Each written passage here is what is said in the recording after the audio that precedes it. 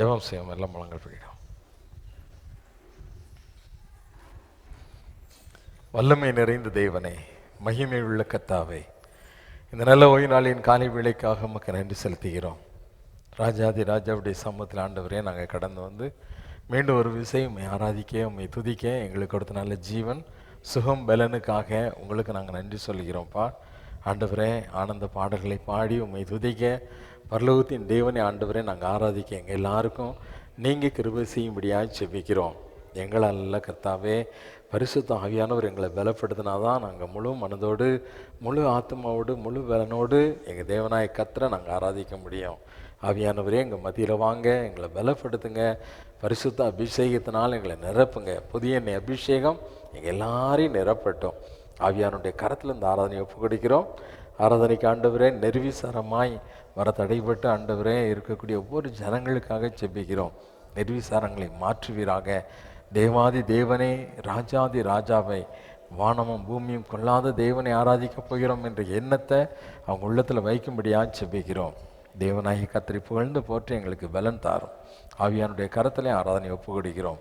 ஆவியானவர் நடத்துவீராக. இயேசுவின் நாமத்தில் செபிக்கிறேன் பிதாவே, ஆமென். உட்காரும். உன்னத பாடல்கள் 1912 பாடல். 1912 பாடல். உன்னத பாடல்கள் 1912 பாடல்.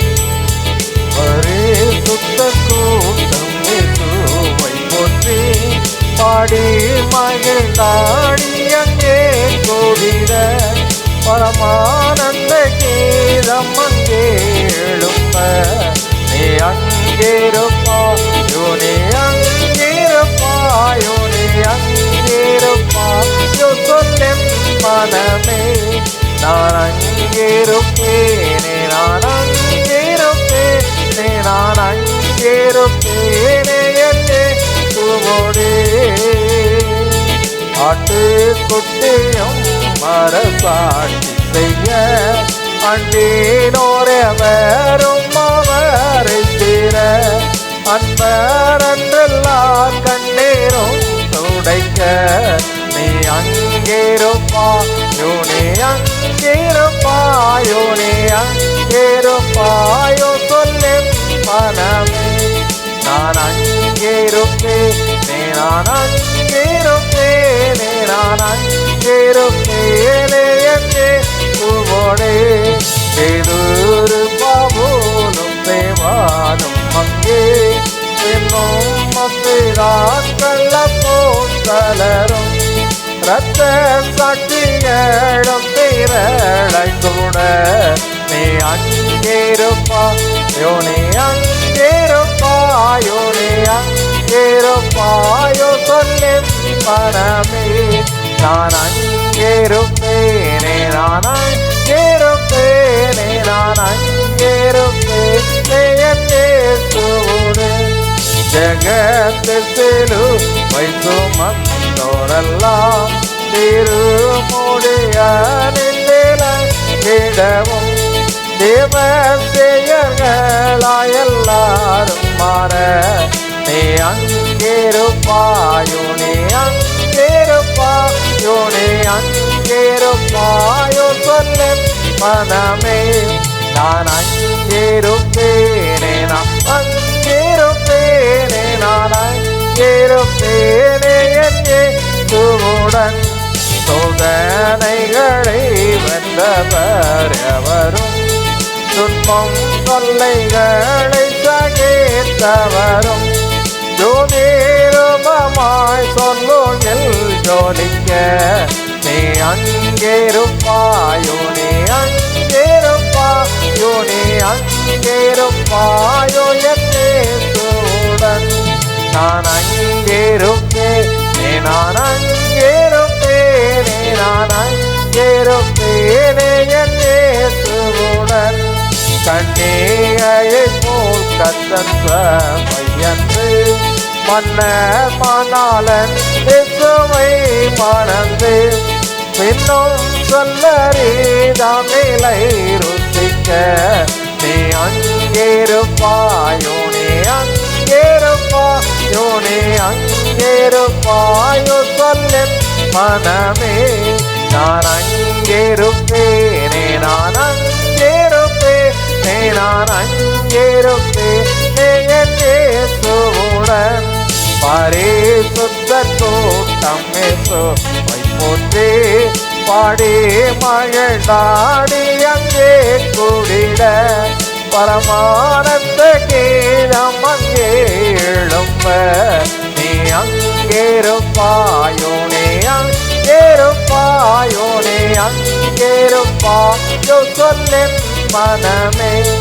நான் அங்கிருப்பேனே, நான் அங்கிருப்பேனே, நான் அங்கிருப்பேனே என் இயேசுவுடன். நீ அங்கிருப்பாயோ, நீ அங்கிருப்பாயோ, நீ அங்கிருப்பாயோ சொல்லின் மனமே. நான் அங்கிருப்பேனே, நான் அங்கிருப்பேனே, நான் அங்கிருப்பேனே என் இயேசுவுடன். அல்லேலூயா, அல்லேலூயா. யாரும் எழுதென்று உன்னத பாடல்கள் 664வது பாடலை பாடும்.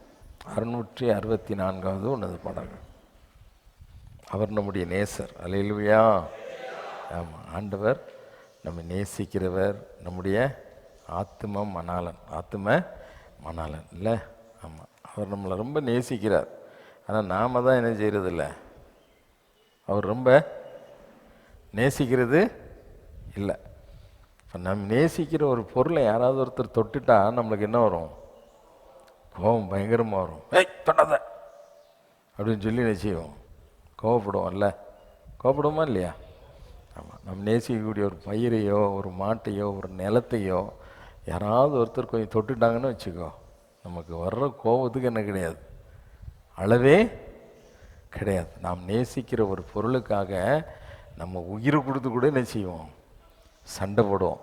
உலகத்தில் இல்லாத கெட்ட வார்த்தையெல்லாம் என்ன செய்வோம்? இந்த ஊரில் யாருமே பேசாத ஒரு கெட்ட வார்த்தையை கூட படித்து வச்சு என்ன செய்வோம்? பேசுவோம். ஏன்னா அவ்வளவு அன்பு எது மேலே இருக்குது? எது மேலே இருக்குது சொல்லுங்களேன். ஆமாம், இந்த உலகத்து மேலே ஆண்டவர் சொன்னார், இந்த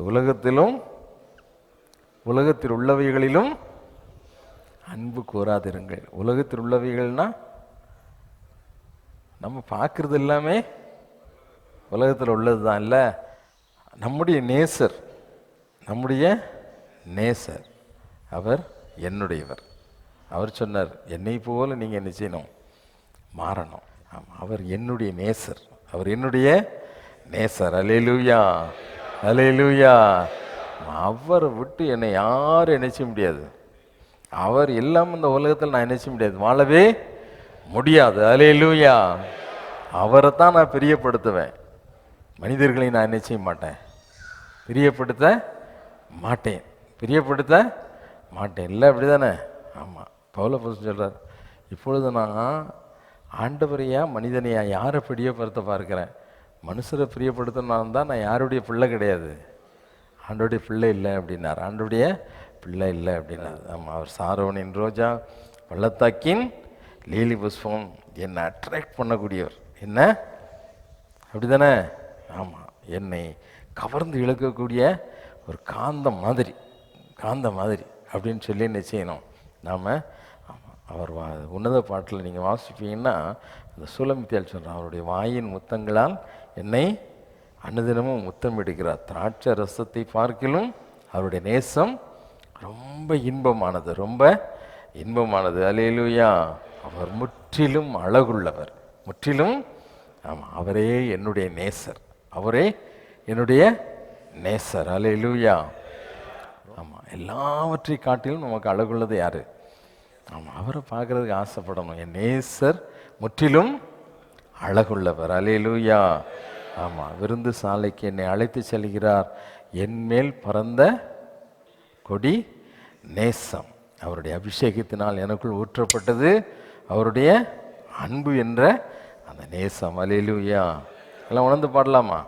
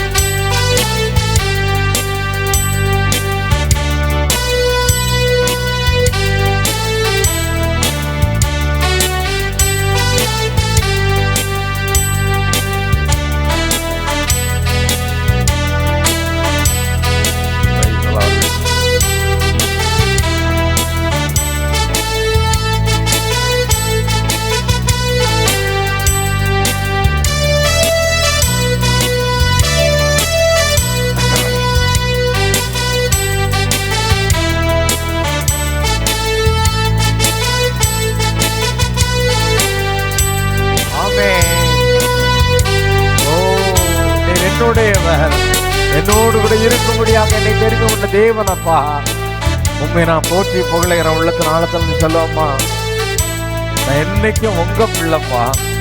மனசார சொல்லு, ஆண்டவரே நான் உங்க பிள்ளை ஆண்டவரே, உங்க பிள்ளைப்பா.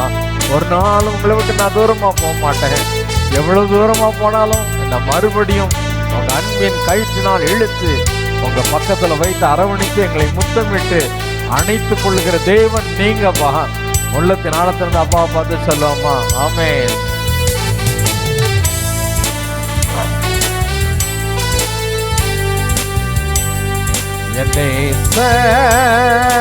என்னுடையவர், நான் என்றென்றும் அவருடையவன். என்னுடையவர், நான் என்றென்றும் அவருடையவன். அவர் முற்றிலும் அழகுள்ளவர், இவரே என் சிநேகிதர். அவர் முற்றிலும் அழகுள்ளவர், இவரே என் சிநேகிதர். ஆரோனின் ரோஜா பள்ளத்தாக்கின் லீலி, கவர்ந்து கொண்டவரே தம் நேசத்தால் என்னையும் கவர்ந்து கொண்டவரே. சாரோனின் ரோஜா பள்ளத்தாக்கின் லீலி, என்னையும் கவர்ந்து கொண்டவரே தம் நேசத்தால் என்னையும் கவர்ந்து கொண்டவரே. சாரோனின் ரோஜா பள்ளத்தாக்கின் லீலி, என்னையும் கவர்ந்து கொண்டவரே தம் நேசத்தால் என்னையும் கவர்ந்து கொண்டவரே. என்னுடையவர், நான் என்றென்றும் அவருடையவன். என்னுடையவர், நான் என்றென்றும் அவருடையவன். தாளிக்குள்ளே என்னை அழைத்து செல்கின்றார்.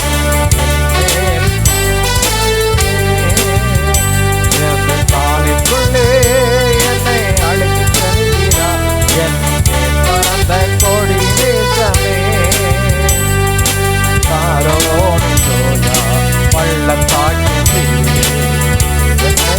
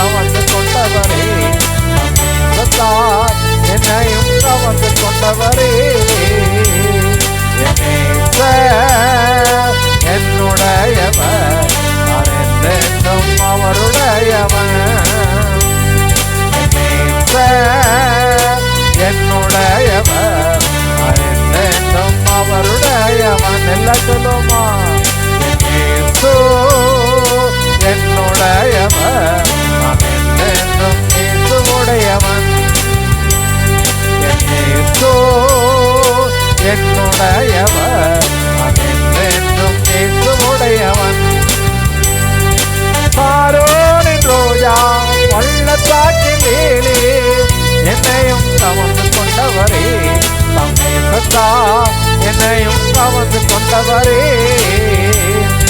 சாரோனின் ரோஜா பள்ளத்தாக்கிலே என்னையும் கவர்ந்து கொண்டவரே, சமீபத்தால் என்னையும் கவர்ந்து கொண்டவரே, என்னுடையவர், நான் என்றென்றும் அவருடையவன். என்னுடையவர், நான் என்றென்றும் அவருடையவன். அவர் முற்றிலும் அழகுள்ளவர், இவரே என் சிநேகிதர். அவர் முற்றிலும் அழகுள்ளவர், இவரே என் சிநேகிதர். சாரோனின் ரோஜா பள்ளத்தாக்கிலே என்னையும் கவர்ந்து கொண்டவரே, சமேதத்தால் என்னையும் கவர்ந்து கொண்டவரே, சாரோனின் ரோஜா பள்ளத்தாக்கிலே என்னையும் கவர்ந்து கொண்டவரே, சமேதத்தால் என்னையும் கவர்ந்து கொண்டவரே, சாரோனின் ரோஜா பள்ளத்தாக்கிலே என்னையும் கவர்ந்து கொண்டவரே, சமீபத்தால் என்னையும் கவர்ந்து கொண்டவரே, என்னுடையவர், நான் என்றென்றும் அவருடையவன். என்னுடையவர், நான் என்றென்றும் அவருடையவன். என்னுடையவர், நான் என்றென்றும் இயேசுவுடையவன். என்னுடையவர், நான் என்றென்றும் அவருடையவன். என்னுடையவர், நான் என்றென்றும் இயேசுவுடையவன். என்னுடையவர், நான் என்றென்றும் இயேசுவுடையவன். சாரோனின் ரோஜா பள்ளத்தாக்கிலே என்னையும் கவர்ந்து கொண்டவரே, சமீபத்தால் என்னையும் கவர்ந்து கொண்டவரே, சாரோனின் ரோஜா பள்ளத்தாக்கிலே என்னையும் கவர்ந்து கொண்டவரே, சமீபத்தால் என்னையும் கவர்ந்து கொண்டவரே, என்னுடையவர், நான் என்றென்றும் அவருடையவன். என்னுடையவர், நான் என்றென்றும் இயேசுவுடையவன். என்னுடையவர், நான் என்றென்றும் இயேசுவுடையவன். ஆமென். அப்பா பார்த்து சொல்லுவோம், ஆண்டவரே, நான் உங்க பிள்ளை. எல்லாம் கண்களையும் மூடி ஆண்டவருடைய சமூகத்துல மனசார சொல்லு, ஆண்டவரே, நான் உம்முடைய பிள்ளை, நான் உங்க பிள்ளைப்பா, நான் உங்க பிள்ளை ஆண்டவரே. சத்துரு என்னை உம்முடைய கரத்திலிருந்து கண்டிப்பாக பிரிக்க முடியாது, கண்டிப்பாக பிரிக்க முடியாது ஆண்டவரே. நம்முடைய கரத்தில் இருக்கிறேன், நான் உங்க கரத்தில் இருக்கிறேன் ஆண்டவரே.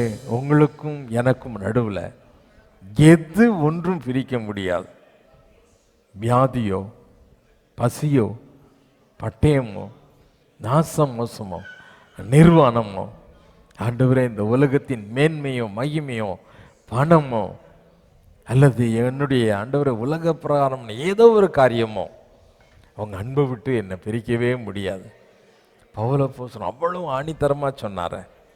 ஆண்டவரே, நாங்களும் சொல்லிக்கிறோம், இந்த உலகத்தில் நாங்கள் நம்புகிற ஏதோ ஒன்று அவங்க அன்பை விட்டு என்னை பிரிக்கவே முடியாதுப்பா, பிரிக்கவே முடியாது. அதற்காக உங்களை நாங்கள் விட்டுற மாட்டோம்ப்பா. உங்களுக்கு சாட்சியாக இருக்கிற அந்த வாழ்க்கையை நாங்கள் விட்டு விட மாட்டோம். உண்மை நாங்கள் வெளிக்காட்டும்படியாய், உம்முடைய அன்பை வெளிக்காட்டும்படியாய் நீங்கள் தான் சொன்னீங்க, என்னுடைய ஜனங்கள் அவங்க என்னுடைய துதியை அவர்கள் சொல்லி வருவார்கள் அப்படின்னு சொன்னீங்கப்பா. அங்கே கெட்ட வார்த்தை பேசக்கூடிய விசுவாசிகளா இல்லைப்பா, தீதான வார்த்தைகள் பேசக்கூடியவர்களா இல்லை. மற்றவர்களை பற்றி பொருளை பேசக்கூடியவர்களாய் அல்ல, எங்க தேவனுடைய நாமத்தை மகிமைப்படுத்தக்கூடிய வார்த்தைகளும் தேவனுடைய நாமத்திற்கு மகிமையை சேர்க்கக்கூடிய கிரியைகளும் எங்களில் இருந்து வெளிப்படும்படியாய் நீங்க எங்களை தெரிந்து கொண்டீங்க. உங்களுடைய அன்புதாம்பா பெரியது. இந்த உலகத்தின் ஆசாபாசங்கள் பெரிதல்ல, இந்த உலகத்தின் நேசம் பெரிதல்ல ஆண்டவரே, உங்களுடைய அன்புதான் பெரியது. அவருடைய அன்பு இல்லாம இருக்கும்னா, அந்த அன்பு இல்லாம இருக்கும்னா அவருடைய கிருபை நம்மளை விட்டு போயிடும். அவருடைய அன்பினாலதான், அவருடைய இரக்கத்தினாலதான், அவருடைய வெளியேறு பெற்ற அந்த கிருபையை நாம பெற்றுக் கொண்டிருக்கிறோம். சங்கீதக்காரர் தாவீது உணர்ந்து சொன்னார், நான் இன்னைக்கு வரைக்கும் நாசமா போகாம நிர்மூலமா ஆண்டவரே நொறுங்கி போய் சின்ன பின்னமாகாம இருக்கிறது அது உங்க கிருபை ஆண்டவரே, உங்க கிருபைப்பான்னு சொன்னார். இன்னைக்கு வரைக்கும் நீ நிற்பதும் நிலைத்திருப்பதும் அவருடைய கிருபை, அந்த ஆண்டவருடைய கிருபை. அந்த கிருபைக்காக உள்ளத்தின் ஆழத்தின் நன்றி செலுத்து. அந்த கிருபைக்காக உள்ளத்தின் ஆழத்தின் நன்றி சொல்லு. அப்பா உங்க கிருபை பெரியது ஆண்டவரே, உங்களுடைய கிருபை பெரியதப்பா. அந்த அளவில்லாத கிருபை எனக்கு கொடுத்தீங்களே, அந்த அளவில்லாத கிருபை எனக்கு கொடுத்தீங்களே. அன்றைக்கு தேவாலயத்தில் 2 பேர் ஜெபிக்க வந்த பொழுது ஒரு மனிதன் தன்னுடைய தகுதியற்ற தன்மையை உணர்ந்து கொண்டு மார்பிலை அடித்து கொண்டு உடைய சிங்காசனம் இருக்கக்கூடிய பரலோகத்தை நோக்கி பார்க்க கூட தகுதியற்றவனாய் ஆவியாகிய என் மீது கிருபையாய் இருங்கன்னு கதர்ன பொழுது அவனுக்கு அந்த கிருபையை விளங்க பண்ணினீங்கப்பா. அவனை நீதிமானாய் மாற்றினீங்க ஆண்டவரே. உடைய அன்பு எவ்வளவு பெரியது, உடைய அன்பு எவ்வளவு பெரியது ஆண்டவரே. அதே கிருபை இந்த நாளில் என்னை தாங்கணும்பா. கேளு, அப்பா பார்த்து கேளு, ஆண்டவரே உங்க கிருபை எனக்கு தாங்கப்பா, உங்க கிருபை எனக்கு தாங்கப்பா. ஏதோ நான் சொல்றேங்கிறதுக்காக சொல்லாத, என்னோடு சேர்ந்து சொல்லணுங்கிறதுக்காக சொல்லாத. உண்மையாய் உணர்ந்து, உண்மையாய் உணர்ந்து, உண்மையாய் உணர்ந்து ஆண்டவரே உங்க கிருபை இல்லைன்னா நான் அழிஞ்சு போயிடுவேன் ஐயா, உங்க கிருபை இல்லைன்னா நிர்மலமாகி போயிருப்பேன் ஆண்டவரே. இன்னைக்கு வரைக்கும் தாங்கினதே உங்க கிருபைதான்ப்பா, உங்க கிருபைதான்ப்பா, உங்க கிருபைதான்ப்பா. அந்த கிருபையை நினைத்து அவருக்கு நன்றி செலுத்து. அவருடைய கிருபையை நினைத்து அவருக்கு நன்றி சொல்லு உள்ளத்தின் ஆழத்திலிருந்து. ஹல்லேலூயா. ஆண்டவரே உம்முடைய தயவுள்ள கிருபைகளுக்காய், ஆண்டவரே உம்முடைய இரக்கங்களுக்காய், எங்களுக்கு பாராட்டின எல்லாவித தயவுகளுக்காய் ஆண்டவரே உங்களுக்கு ஸ்தோத்திரம்னு சொல்லு. அப்பா உங்களுக்கு ஸ்தோத்திரம்னு சொல்லு. ஆண்டவருக்கு உள்ளத்தின் ஆழத்தை நன்றி செலுத்து. ஹல்லேலூயா, ஹல்லேலூயா. ஆண்டவரே இந்த நாள் வரைக்கும் எங்களுக்கு பாராட்டி வருகிற தயவுகளுக்காய், இரக்கங்களுக்காய், கிருபைகளுக்காய் உமக்கு ஸ்தோத்திரம், உமக்கு ஸ்தோத்திரம், உமக்கு ஸ்தோத்திரம் ஆண்டவரே. உழைப்பதற்கு நல்ல பலனை கொடுத்தீங்க ஆண்டவரே. எங்களுக்கு சகல விதமான சம்பத்துகளையும் கூட்டி கொடுத்தீங்க. இதெல்லாம் உங்களுடைய கிருபைப்பா, உங்க கிருபை ஆண்டவரே, உங்க கிருபை ஆண்டவரே, உங்க கிருபை. உங்க கிருபையினால அங்க நிலை நிற்கிறோம், உங்க கிருபையினால நாங்க நிலை நிற்கிறோம் ஆண்டவரே. உங்க கிருபைக்காக நன்றி என்று சொல்லுவோம். வானாதி வானங்களும் கொள்ளாத தேவன் நம்மை தாழ்த்தி இந்த பூமியிலே வந்து நமக்காக மனிதனாய் பிறந்து நமக்காக அடிக்கப்பட்டு நொறுக்கப்பட்டு தம்முடைய ஜீவனை கொடுத்து தம்முடைய அன்பை வெளிப்படுத்தினாரே. ஒரே பேரான குமாரனை நமக்காக ஒப்பு கொடுத்ததுனால தேவன் நம்மையில் வைத்த அன்பை விளங்க பண்ணினாரே. அந்த அன்பை நினைச்சு பாருங்க ஆண்டவரே. உங்களுடைய அன்பிற்கு எவ்வளவும் தகுதி இல்லாதவன் என்றாலும் ஆண்டவரே எங்களை நேசித்து ஒன்றுக்கும் உதவாத அர்ப்பனும் நீசனுமான அசுத்தனாக இருக்கக்கூடிய, அசுத்தத்தில் வாழக்கூடிய என்னையும் நேசித்து உம்முடைய பிள்ளை என்று சொல்லுவதில் ரொம்ப சந்தோஷப்படுறீங்களப்பா. ஆண்டவரே என்னை மன்னிங்க, என்னை இன்னும் பரிசுத்தமாக்குங்க, இன்னும் உம்முடைய பிள்ளையாய் மாற்றுங்க. உமக்கென்று வாழ எங்களுக்கு உதவி செய்யுங்க, எங்களுக்கு கிருபை செய்யுங்க, எங்களை பலப்படுத்துங்க ஆவியானவரை, எங்களை பலப்படுத்துங்க. உன்னையும் என்னையும் பலப்படுத்துமாக படியாக தான் பரிசுத்த ஆவியானவர் நமக்காக இந்த பூமிக்கு அனுப்பினார். அவர் நம்மோடு கூட இருக்கிறார், நமக்குள் வாசம் பண்ணுகிறார், நம்மை நிரப்புகிறார், பலப்படுத்துகிறார். ஹல்லேலூயா. அவருக்கு சாட்சிகளாய் வாழ உதவி செய்கிறார். பரிசுத்த ஆவியானவரே, என்னையும் நிரப்புங்கப்பா. அப்பா பார்த்து கேளு, அமைதியா இருக்காத. பரிசுத்த ஆவியினால என்னை நிரப்புங்கப்பா, என்னை நிரப்புங்க, என்னை நிரப்புங்க, என்னை நிரப்புங்க, என்னை நிரப்புங்க ஆண்டவரே. பரிசுத்த ஆவியின் அபிஷேகம் என்னை நிரப்பட்டும் ஆண்டவரே, என்னை நிரப்பட்டும். பரிசுத்த ஆவியின் வல்லமை ஆண்டவரே எங்களை நிரப்பணும்பா, நிரப்பணும்.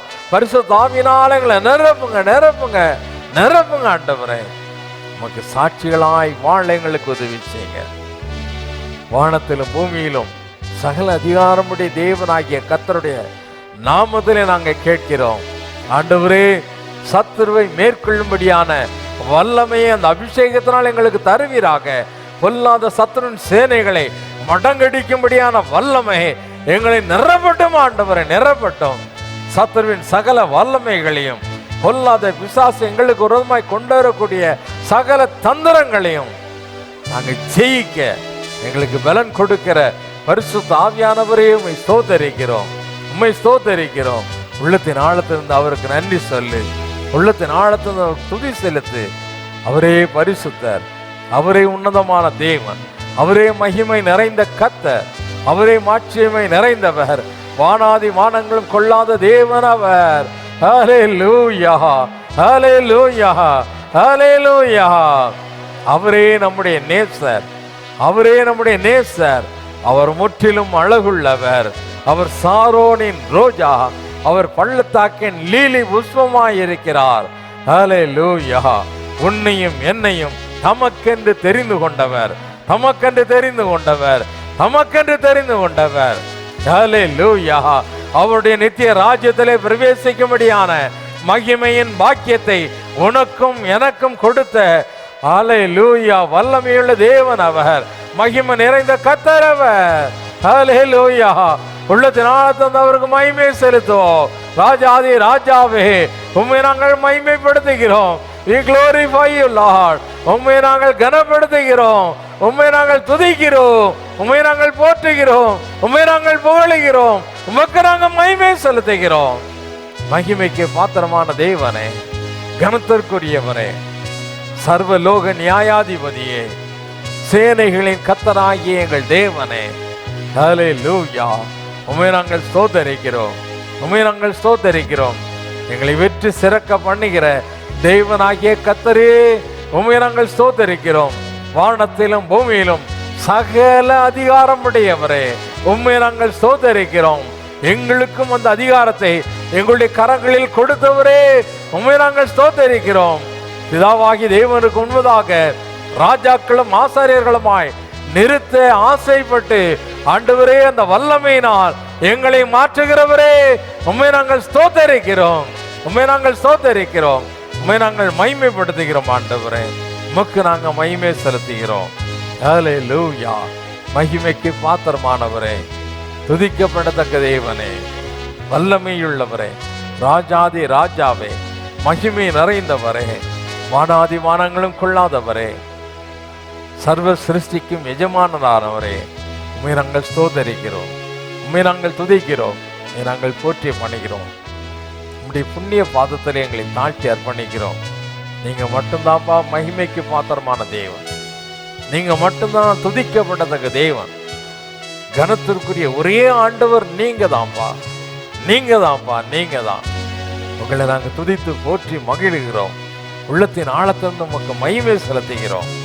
மகிமைக்கு பாத்திரமான எங்கள் பராபரனை, பரமராஜாவே, சிங்காசனத்தின் அதிபதியே, மீண்டும் வரப்போகிற எங்கள் ராஜாதி ராஜாவே, உம்மை ஸ்தோத்தரிக்கிறோம், துதிக்கிறோம், போற்றுகிறோம், வாழ்த்தி பணிகிறோம். ஆண்டவரே, சகல துதி, கனம், மகிமை எல்லாவற்றையும் எங்கள் இயேசுவின் மூலமாக உமக்கு செலுத்துகிறோம், எங்கள் பரலோக பிதாவே. ஆமென், ஆமென். நின்ற வண்ணமாக சங்கீதம் 119 சங்கீதம் 105 வசனம் முதல் 112 வசனம் முடிய மாறி மாறி வாசிப்போம். சங்கீதம் 119 105 முதல் 112 வசனம் முடிய. உம்முடைய வசனம் என் கால்களுக்கு தீபமும் என் பாதைக்கு வெளிச்சமுமாய் இருக்கிறது. உம்முடைய நீதி நியாயங்களை காத்து நடப்பேன் என்று ஆணையிட்டேன், அதை நிறைவேற்றுவேன். நான் மிகவும் உபத்திரவப்படுகிறேன். கர்த்தாவே, உம்முடைய வசனத்தின்படியே என்னை உயிர்ப்பியும். கர்த்தாவே, என் வாயின் உற்சாக பலிகளை நீர் அங்கீகரித்து உமது நியாயங்களை எனக்கு போதித்தருளும். என் பிராணன் எப்பொழுதும் என் கையில் இருக்கிறது, ஆனாலும் உம்முடைய வேதத்தை மறவேன். துன்மார்க்கர் எனக்கு கண்ணி வைக்கிறார்கள், ஆனாலும் நான் உம்முடைய கட்டளைகளை விட்டு வழி தவறேன்.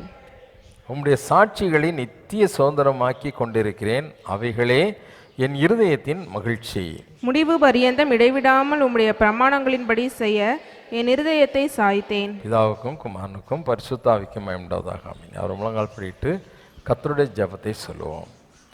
பரமண்டலங்களில் இருக்கிற எங்கள் பிதாவே, அப்படி நாம பரிசுத்தப்படுவதாக, ராஜ்யம் வருவதாக, அப்படி சித்தம் பரமண்டலத்திலே செய்யப்படுவது போல பூமியிலேயும் செய்யப்படுவதாக. அன்றன்று உள்ள எங்கள் அப்பத்தை எங்களுக்கு இன்று தாரும். எங்களுக்கு விரோதமாய் குற்றம் செய்கிறவர்கள் நாங்கள் மன்னிக்கிறது போல எங்கள் குற்றங்களை எங்களுக்கு மன்னியும். எங்களை சோதனைக்குள் பிரவேசிக்க பண்ணாமல் தீமையினின்று எங்களை ரட்சித்து கொள்ளும். ராஜ்யமும் வல்லமையும் மகிமையும் என்றென்றைக்கும் உடையவைகளே. ஆமேன். அப்போஸ்தலருடைய விசுவாசத்தை அறிக்கை செய்வோம். வானத்தையும் பூமியையும் படைத்த சர்வ வல்லமுள்ள பிதாவாகிய தேவனை விசுவாசிக்கிறேன். அவருடைய ஒரே பேரான குமாரனாகிய நம்முடைய நாதர் இயேசு கிறிஸ்துவையும் விசுவாசிக்கிறேன். அவர் பரிசுத்த ஆவியினாலே கன்னி மரியாளிடத்தில் உற்பவித்து பிறந்தார்.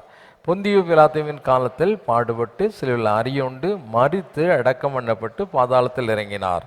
3ஆம் நாள் மரித்தோரிடத்திலிருந்து எழுந்தருளினார். பரமண்டலத்துக்கு ஏறி சர்வ வல்லமுள்ள பிதாவாகி தன்னுடைய வலது பார்சத்திலே விற்றிருக்கிறார். அவ்விடத்திலிருந்து உயிருள்ளவரையும் மரித்தவரையும் நியாயந்தீர்க்க வருவார். பரிசுத்த ஆவியும் விசுவாசிக்கிறேன். பொதுவாயிருக்கிற பரிசுத்த சபையும் பரிசுத்தவான்களுடைய ஐக்கியமும் பாவம் மன்னிப்பும் சரீர உயிர்த்தெழுதலும் நித்திய ஜீவனும் என்று விசுவாசிக்கிறேன். ஆமென். உட்காருவோம்.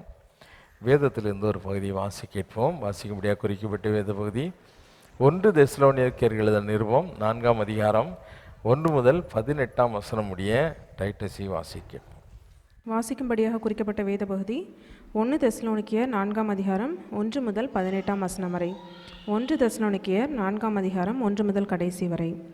அன்றியும் சகோதரரே, நீங்கள் இன்னின்ன பிரகாரமாய் நடக்கவும் தேவனுக்கு பிரியமாய் இருக்கவும் வேண்டுமென்று நீங்கள் எங்களால் கேட்டு ஏற்றுக்கொண்டபடியே அதிகமாய் தேரும்படிக்கு கர்த்தராகிய இயேசுவுக்குள் உங்களை வேண்டிக் கொண்டு புத்தி சொல்லுகிறோம். கர்த்தராகிய இயேசுவினாலே நாங்கள் உங்களுக்கு கொடுத்த கட்டளைகளை அறிந்திருக்கிறீர்களே. நீங்கள் பரிசுத்தம் உள்ளவர்களாக வேண்டுமென்பதே தேவனுடைய சித்தமாயிருக்கிறது. அந்தபடி நீங்கள் வேசி மார்க்கத்துக்கு விலகி இருந்து தேவனை அறியாத அஞ்ஞானிகளைப் போல மோக இச்சைக்குட்படாமல் உங்களில் அவனவன் தன் தன் சரீர பாண்டத்தை பரிசுத்தமாயும் கனமாயும் ஆண்டு கொள்ளும்படி அறிந்து இந்த விஷயத்தில் ஒருவனும் மீறாமலும் தன் சகோதரனை வஞ்சியாமலும் இருக்க வேண்டும். முன்னமே நாங்கள் உங்களுக்கு சொல்லி சாட்சியாக எச்சரித்தபடியே இப்படிப்பட்ட விஷயங்கள் எல்லாவற்றையும் குறித்து கர்த்தர் நீதியை சரி கட்டுகிறவராய் இருக்கிறார். தேவன் நம்மை அசுத்தத்திற்கல்ல பரிசுத்தத்திற்கே அழைத்திருக்கிறார். ஆகையால் அசட்டை பண்ணுகிறவன் மனுஷரை அல்ல, தமது பரிசுத்த ஆவியை நமக்கு தந்தருளின தேவனையே அசட்டை பண்ணுகிறான். சகோதர சிநேகத்தை குறித்து நான் உங்களுக்கு எழுத வேண்டுவதில்லை. நீங்கள் ஒருவரில் ஒருவர் அன்பாய் இருக்கும்படிக்கு தேவனால் போதிக்கப்பட்டவர்களாய் இருக்கிறீர்களே. அந்தபடி நீங்கள் மெக்கதோனியா நாடெங்கும் உள்ள சகோதரர் எல்லாருக்கும் செய்து வருகிறீர்கள். சகோதரரே, அன்பிலே நீங்கள் இன்னும் அதிகமாய் பெருகவும் புறம்பே இருக்கிறவர்களை பற்றி யோக்கியமாய் நடந்து ஒன்றிலும் உங்களுக்கு குறைவில்லாதிருக்கும்படிக்கு நாங்கள் உங்களுக்கு கட்டளையிட்டபடியே அமைதல் உள்ளவர்களாய் இருக்கும்படி நாடவும், உங்கள் சொந்த அலுவல்களை பார்க்கவும் உங்கள் சொந்த கைகளினாலே வேலை செய்யவும் வேண்டுமென்று உங்களுக்கு புத்தி சொல்லுகிறோம்.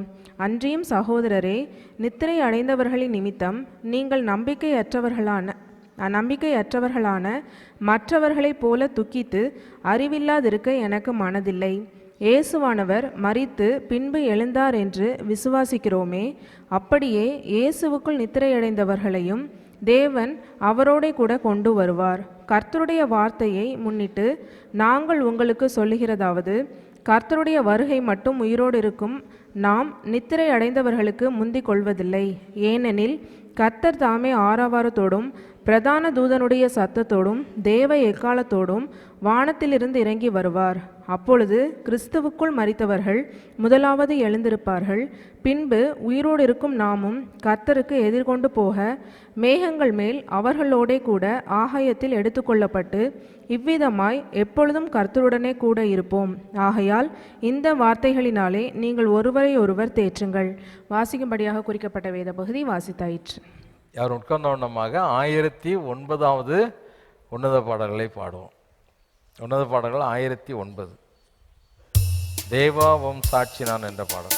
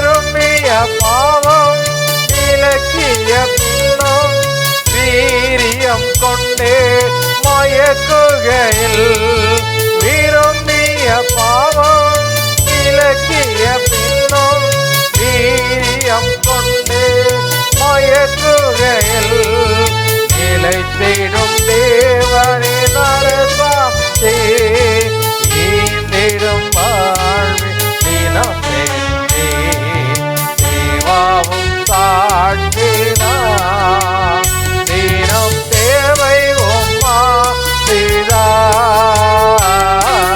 தேவாவும் சாட்சினா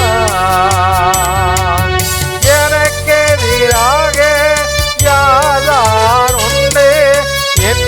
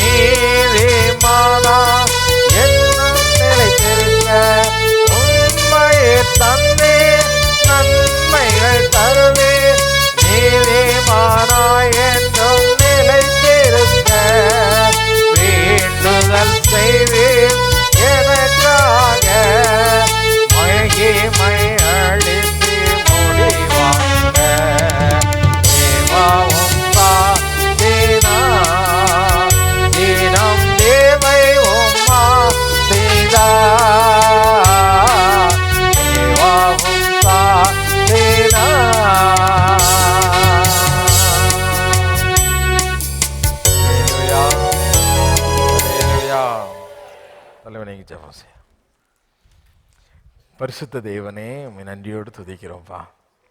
ஆண்டவரே, உம்மை ஆராதிப்பது எங்களுக்கு மிகுந்த மகிழ்ச்சியான காரியம். ஆண்டவரே, தனியாக நாங்கள் எவ்வளோதான் ஜெபித்தாலும் திருச்சபையாய் உம்முடைய மந்தையின் ஆடுகளாய் திருச்சபையில் கூடி வந்து நாங்கள் உங்களை ஆராதிக்கிறது எங்களுக்கு கிடைத்த பெரிய பாக்கியம். ஆண்டவரே, இந்த நாளிலே உங்களுடைய ஆலயத்தில் வரும்படியான கிருபை எங்களுக்கு கொடுத்தீங்க, பலனை கொடுத்தீங்க, சத்துவத்தை கட்டளிட்டீங்க. உங்களுக்கு ஸ்தோத்திரம். கடந்த நாட்களெல்லாம் எங்களை கண்ணின் மணியை போல பாதுகாத்து ஆண்டவரே உழைப்பதற்கு நல்ல பலனை கொடுத்தீங்க. எங்கள் உழைப்பின் ஒரு பகுதியை ஆண்டவரே உடைய சமூகத்தில் நாங்கள் படைத்திருக்கிறோம்.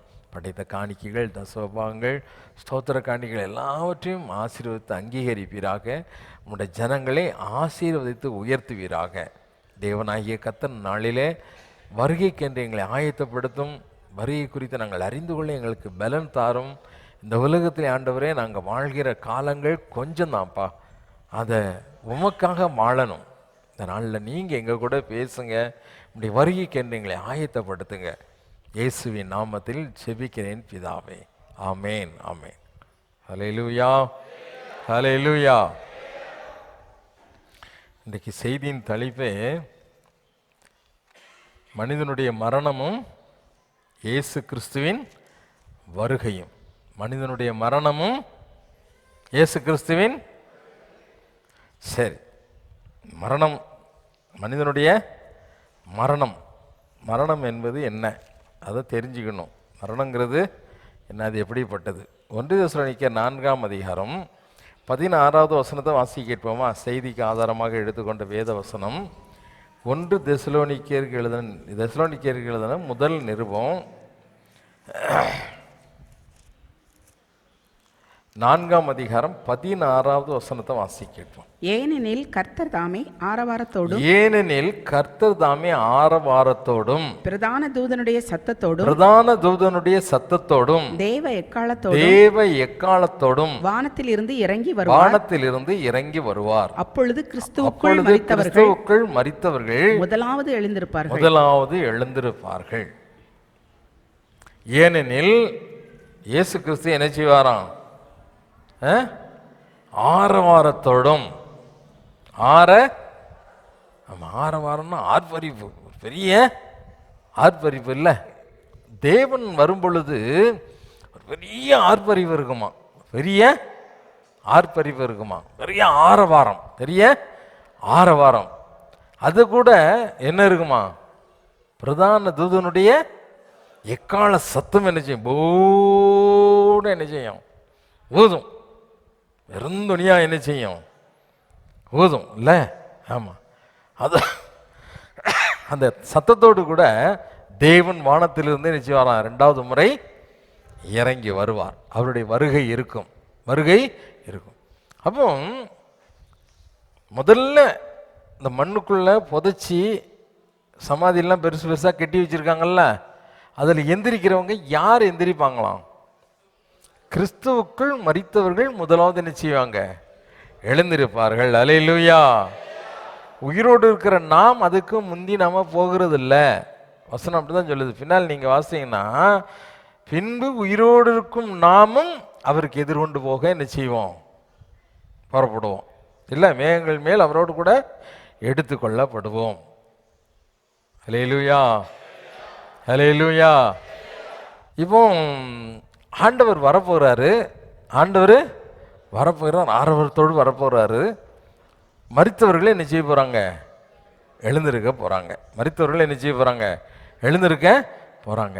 இப்போ மரணம் என்பது எல்லாருக்கும் வந்துடுச்சு. மரணம் என்பது, ஆமாம், வேதத்தில் நாம் வாசிக்கும் பொழுது ஆண்டவர் மனிதனை படைக்கும் பொழுது அவன் மரிக்கணும். ஏன்னா அவர் படைத்ததே தன்மை போல இருப்பதற்காக தான் அவர் மனிதனை என்ன செய்தார்?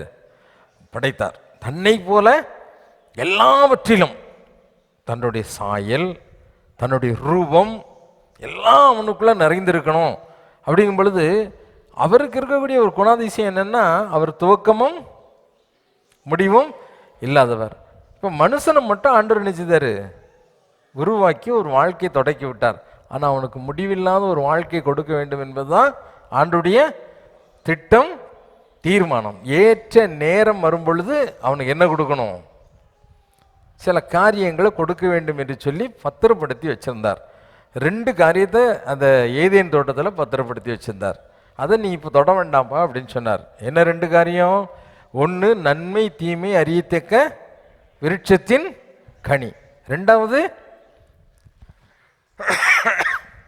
என்னது?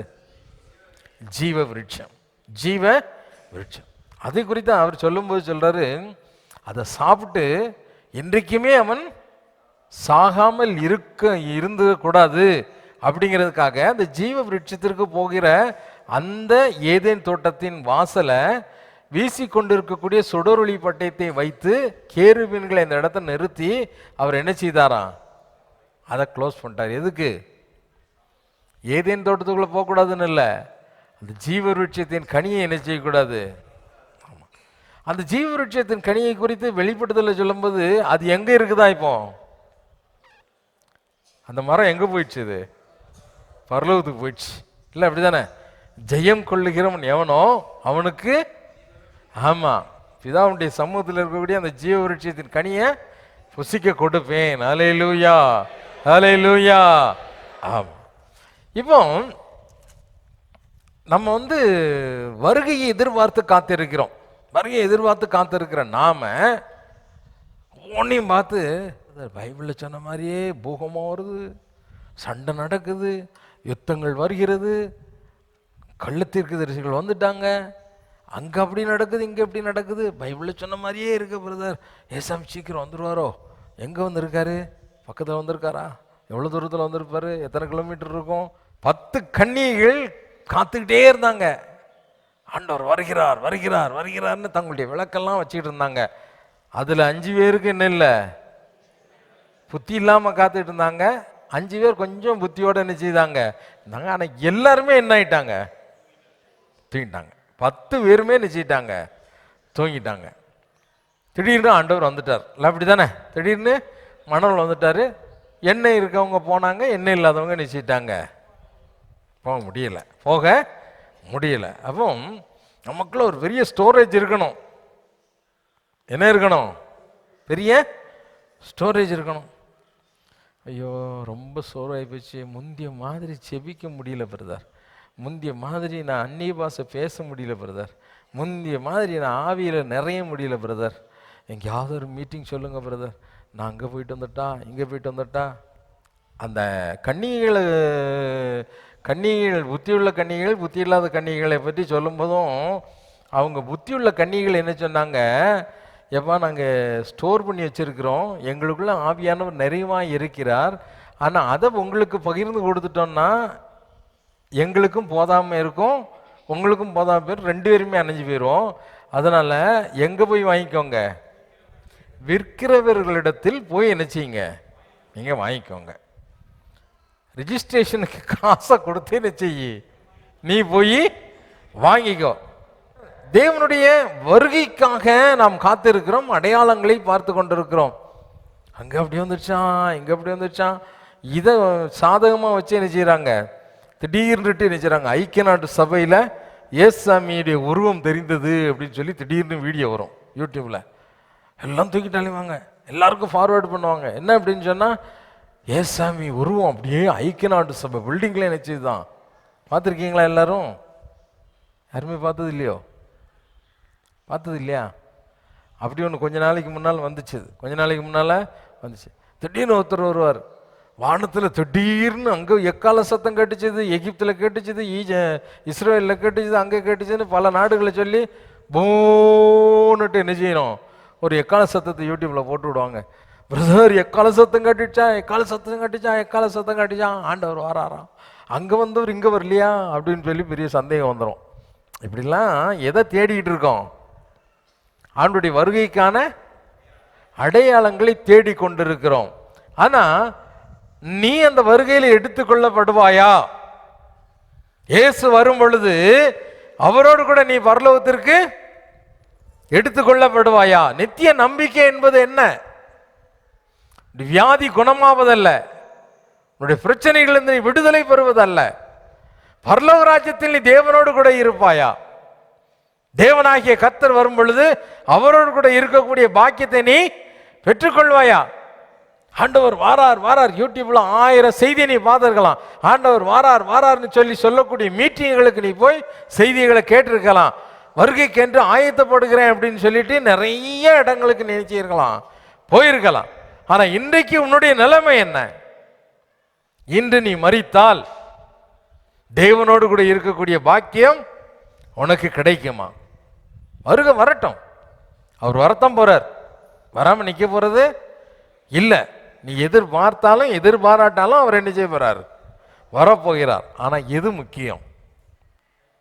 எது முக்கியம்? 2 டாபிக் வேதம் சொல்லுகிறது. ஒன்று மரணத்தை குறித்து போதிக்கிறது, மரணத்தை குறித்து, மனிதனுடைய மரணத்தை குறித்து போதிக்கிறது.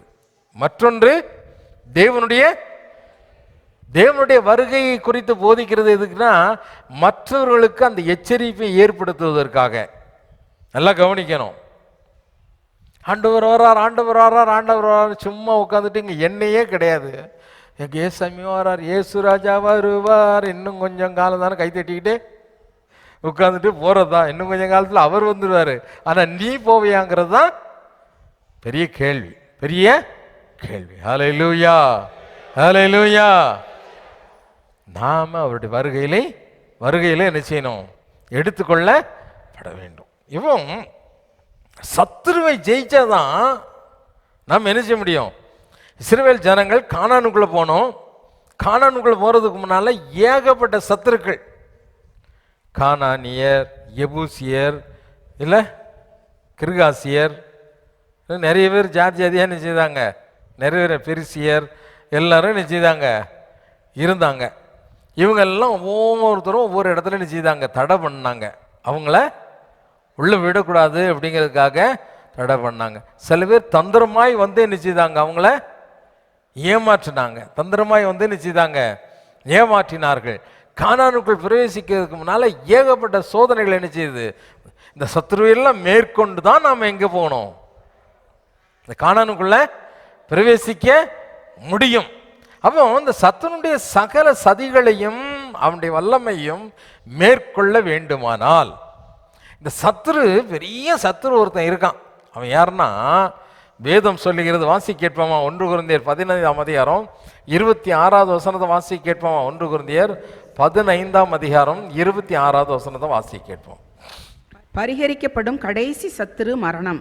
பரிகரிக்கப்படும் கடைசி சத்துரு மரணம். பரிகரிக்கப்படும் கடைசி சத்துரு, ஆமா, மரணம் என்பது என்னது? சத்துரு. இப்போ அந்த மரணத்தை பற்றி வெளிப்படுத்தல சொல்லும் போது, இந்த மரணத்தை எப்படி ஆண்டவர் இது பண்றார் வெளிப்படுத்தின விசேஷத்துல 20ஆம் அதிகாரம் 14வது வசனத்தை வாசி கேட்போமா. கடைசி அப்பொழுது மரணமும் பாதாளமும், அப்பொழுது மரணமும் பாதாளமும் அக்கினி கடலிலே தள்ளப்பட்டன. அக்கினி கடலிலே தள்ளப்பட்டன. இது 2ஆம் மரணம். இது 2ஆம் மரணம். நல்லா கவனிங்க. இந்த பரிகரிக்கப்படும் கடைசி சத்துரு மரணம் அப்படின்னா, கடைசி அந்த சத்துருவை கொண்டு எங்க தள்ளிடுறார் ஆண்டவர்? பாதாளத்துல. அவன் சத்துரு, தேவனுக்கும் சத்துரு, நமக்கும் சத்துரு. இந்த சத்துருவை நாம் மேற்கொள்ள வேண்டும். சத்துருவை என்ன செய்யணும்? நாம மேற்கொள்ளணும். சரிதானா? ஆதாம் முதற்கொண்டு இன்னைக்கு வரைக்கும், ஆதாம் முதற்கொண்டு இன்னைக்கு வரைக்கும் மனுஷன் ஒரு தடவை பிறக்கிறான், பின்பு அவன் என்ன செய்யறான்? மரிக்கிறான். பின்பு அவன் மரித்து அவன் நியாய தீர்ப்பு அடைய வேண்டும் என்பது மனுஷனுக்கு நியமிக்கப்பட்டதா மாறி போச்சு. மாம்சம் இந்த உலகத்தில் என்ன செய்ய போகுது? அழிந்து போக போகிறது, அழிந்து போக போகிறது. மனிதனுடைய சரீரம் என்பது ஆண்டவர் உருவாக்கும் பொழுது அது வித்தியாசமா இருந்துச்சு. உருவாக்கும் பொழுது எப்படி இருந்தது? வித்தியாசமா இருந்தது. ஒரு ஆபாசம் இல்லாத ஒரு மகிமையின் சரீரம். நல்லா கவனிக்கணும். ஆபாசம் இல்லாத ஒரு மகிமையின் சரீரம். அதனாலதான் ஆதாமுக்கும் ஏவாளுக்கும் அவங்க அந்த சத்துருவோடு கூட ஐக்கியம் வைக்கிற வரைக்கும் அவங்களுடைய சரீரத்தின் தோற்றத்தையே அவங்க என்ன செய்ய முடியல, பார்க்க முடியாத அளவுக்கு அவங்க மேல என்ன இருந்தது? ஒரு மகிமையின் தோற்றம் காணப்பட்டது. தோற்றம் காணப்பட்டது. ஒரு மனிதன் மரித்த பிறகு அவன் என்ன ஆகுறான்? மரித்த பிறகு அவன் என்ன செய்யறான்? மரித்து தேவனிடத்தில் போகும்பொழுது அவன் என்ன செய்யறான்? மறுரூபமாக. அதை சீசர்களுக்கு காட்டினார். அந்த மலையில், ஒலிவு மலையில் போய் அவங்க ஜெபித்துக்கிட்டு இருக்கும் பொழுது ஆண்டவர் என்ன செய்தாராம்? மறுரூபமானார். அதை தீர்க்கதரிசிகள் சொல்லும்போது அவர் என்ன சொல்றாரு? ஒளியை வஸ்திரமாக, ஒரு பெரிய லைட். அந்த லைட்டை பார்க்கும் பொழுது மனிதனுடைய சரீரம் தெரியாது, அவனுடைய தோற்றம் தெரியும், ஆனால் சரீரத்தை என்ன செய்ய முடியாது, அப்படி ஃப்ளாஷ் அடிக்கும். மறுரூபமான சரீரம். அதைத்தான் சீசர்கள் பார்த்தாங்க. இயேசு மறுரூபமான உடனே பெரிய வெளிச்சம், அவர் மேலே ஒரு வெண்மையான வஸ்திரம் தரித்திருந்ததை போன்ற ஒரு தோற்றம். ஒரு இதே மகிமையின் சரீரம் தான் யார் பெற்றிருந்தா? ஆதாமும் ஏவாளும் பெற்றிருந்தார்கள். ஆதாமும் ஏவாளும் என்றைக்கு சத்துருவோடு கூட அவர்கள் தொடர்பு வைத்தார்களோ அவர்களுடைய மகிமையின் வஸ்திரம் அவர்களை விட்டு என்ன செய்யிட்டு அகன்று போனதுனால தான் அவங்க நிர்வாணிகளாய் அவர்களுக்கு என்ன செய்யப்பட்டாங்க? ட்ரெஸ்ஸை கழட்டினா தான் நிர்வாணிங்கிறது தெரியும் இல்லையா?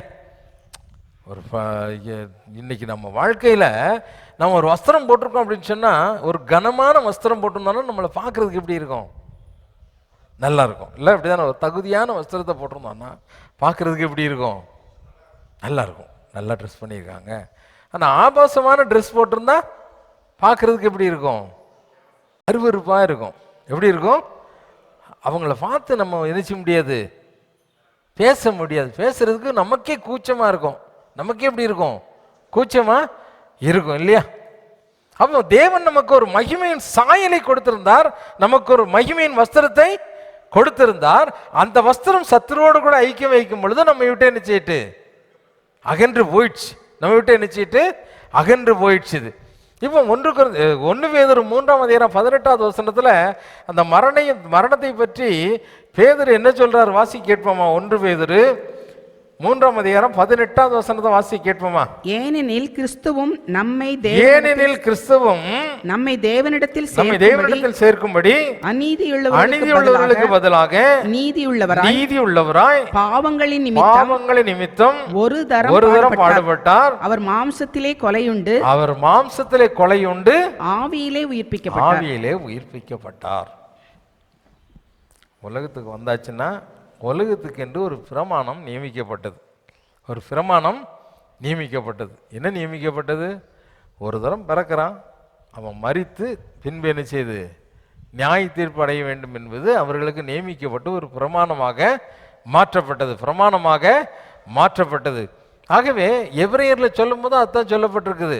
எபிரேயரில் சொல்லும்போது எபிரேயர் 9:27 வாசி கேட்போமா? 9:27 அன்றியும் ஒரே தரம் மரிப்பதும் பின்பு நியாய தீர்ப்படைவதும் மனுஷருக்கு நியமிக்கப்பட்டிருக்கிறது. பாருங்க, நல்லா கவனிங்க. மரணம் என்பது எல்லாருக்கும் நியமிக்கப்பட்டாச்சு. எல்லாருக்கும் உலகத்தில் பிறந்தா கண்டிப்பாக சாவணும் அப்படிங்கிறது ஆதாம் செய்த பாவத்தின் தான் நமக்கு கிடைத்த ஒரு பெரிய பலனாய் போயிடுச்சு. அப்போ மரணம் என்பது மனிதனுக்கு நியமிக்கப்பட்டது. மனிதனுக்கு மரணத்தில் 2 மரணம் இருக்குது. வேதம் சொல்லுகிற 2 மரணம். முதல் மரணம் தாயினுடைய வயிற்றில் மாம்சத்தில் உருவான நீயும் நானும். மண்ணிலிருந்து எடுக்கப்பட்டவன் மறுபடியும் எங்கே போக வேண்டி இருக்குது? இந்த மண்ணுக்கே. ஆமாம், அவன் மகிமையின் சாயலை இழந்து போனதுனால மறுபடியும் எங்கே போக வேண்டி இருக்குது? மண்ணுக்கு போயிட்டு மறுபடியும் ஆண்டவர் உயிர்ப்பிக்கும் பொழுது அந்த மகிமையின் சாயலோடு கூட அவன் எங்கே போகிறதுக்கு ஆயத்தப்படுகிறான்? பரலோகத்துக்கு போகிறதுக்கு ஆயத்தப்படுகிறான். சரிதானா? இந்த மரணம் என்பது ஒரு மனிதனுக்கு வரும்போது, எப்போ நான் இன்னைக்கு உன் வீட்டுக்கு வருவேன்ப்பா, நீ சாவ போகிற அப்படின்னு யாருக்காவது சொல்லிட்டு வருதா? இன்னைக்கு நீ சேலத்துக்கு போகும்போது நீ என்ன செய்வ? பிரதர், நான் இன்னைக்கு வருவேன், பெஞ்சமின் பாஸ்டர், இன்னைக்கு நான் நீ காரில் போகும்போது நான் உன்னை எடுத்துகிட்டு போயிடுவேன் அப்படின்னு என்கிட்ட சொல்லிட்டு வருமா?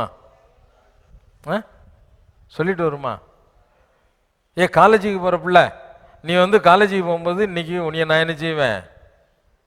சாவடிச்சிருவேன் இப்படின்னு யாருக்கிட்டையாவது சொல்லிட்டு வருதா?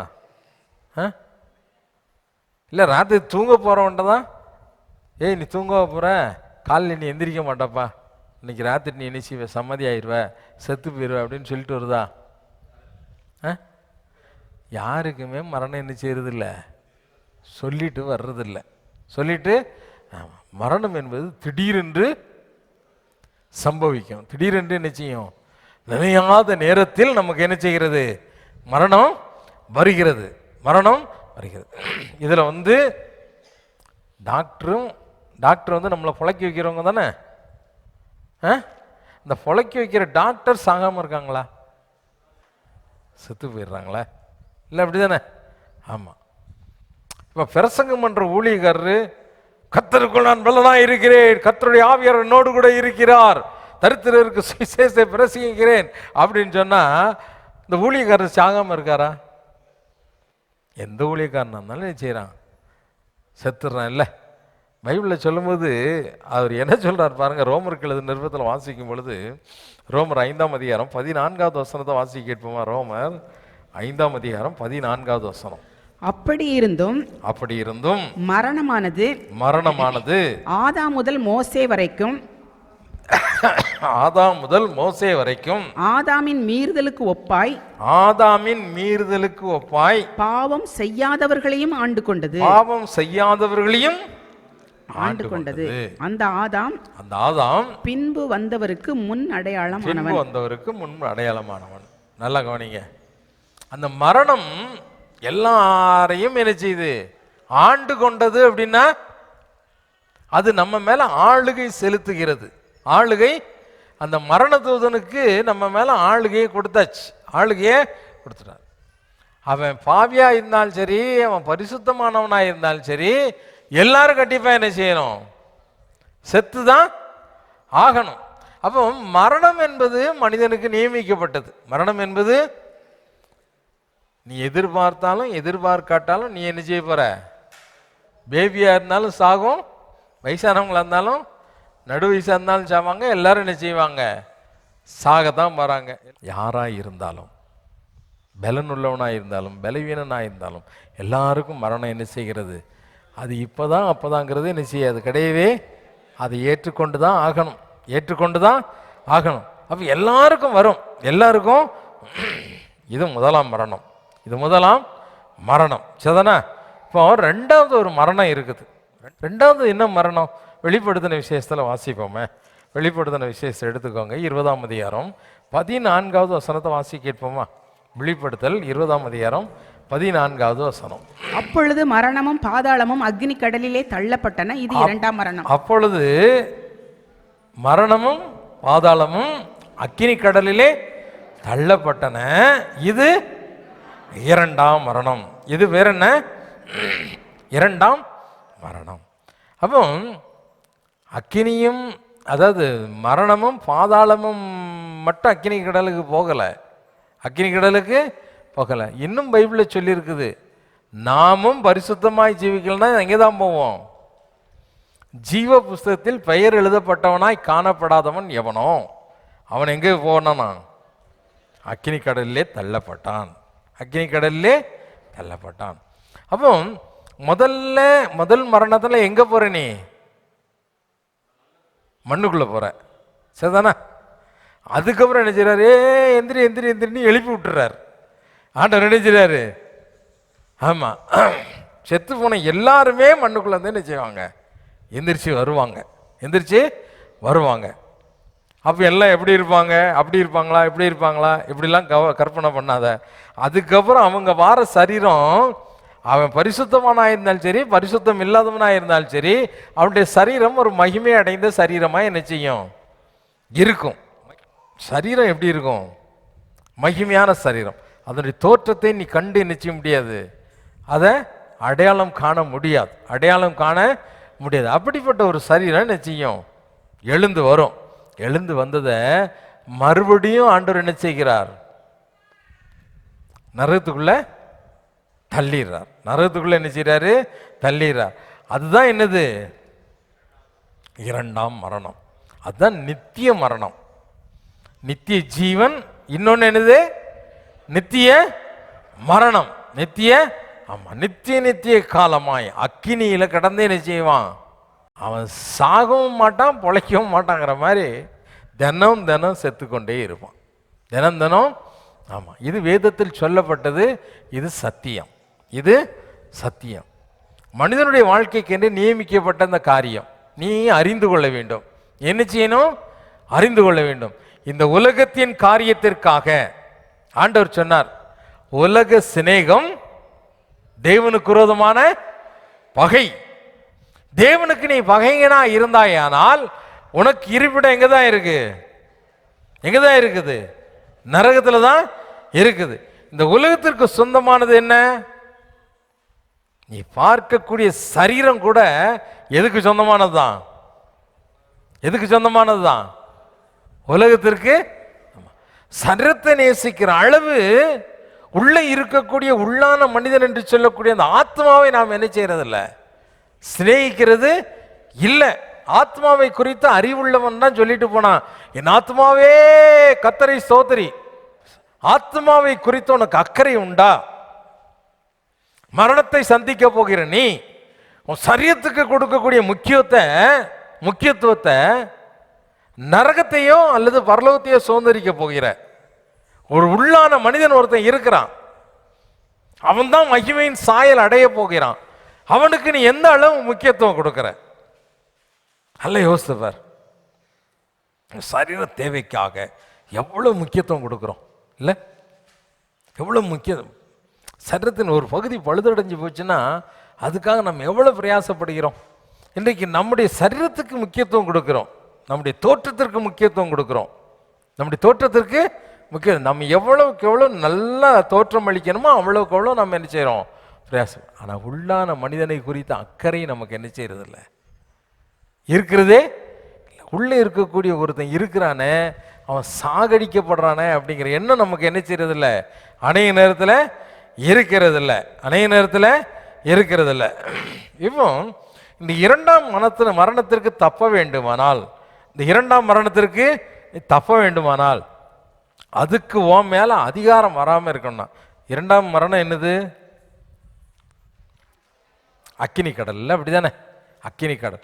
அந்த அக்கினி கடலுக்கு நீ போகாம அதை நீ ஜெயிக்க வேண்டுமானால், அதான் சொன்னாரு, இந்த இரண்டாம் மரணத்துக்கு நீ தப்ப வேண்டுமானால், அதே 20ஆம் அதிகாரத்தில் அவர் என்ன சொல்றாரு பாருங்க.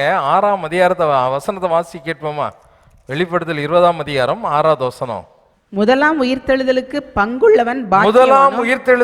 பங்குள்ளவன் பாக்கியவானும் பரிசுத்தவானுமாய் இருக்கிறான். இவர்கள் மேல் இரண்டாம் மரணத்திற்கு அதிகாரம் இல்லை. இவர்கள் மேல் இரண்டாம் மரணத்திற்கு என்ன கிடையாது? அதிகாரம் இல்லை. அல்லேலூயா. இரண்டாம் மரணம் எல்லாருக்கும் கிடையாது. எல்லாருக்கும் ரெண்டாம் மரணம் என்பது நரகத்திற்குள்ள போறது தான் ரெண்டாம் மரணம். சரிதானா? அது நித்திய மரணம். தினம் தானம் சாகரான்னு சொல்லுவான்ல, செத்து செத்து பிழைக்கிறேங்க அப்படின்னு சொல்லுவாங்கல்ல. ஆமா, ரெண்டாம் மரணம் என்பது அனுதினமும் சாவது, நித்தியமாய் 1000 ஆண்டுகள் எங்க கிடந்து வேதனைப்படணும்? நரகத்தில் கிடந்து வேதனைப்படணும். இது நடக்க போகிற காரியம். இது சரித்திரத்தில் எழுதப்பட்ட காரியம்.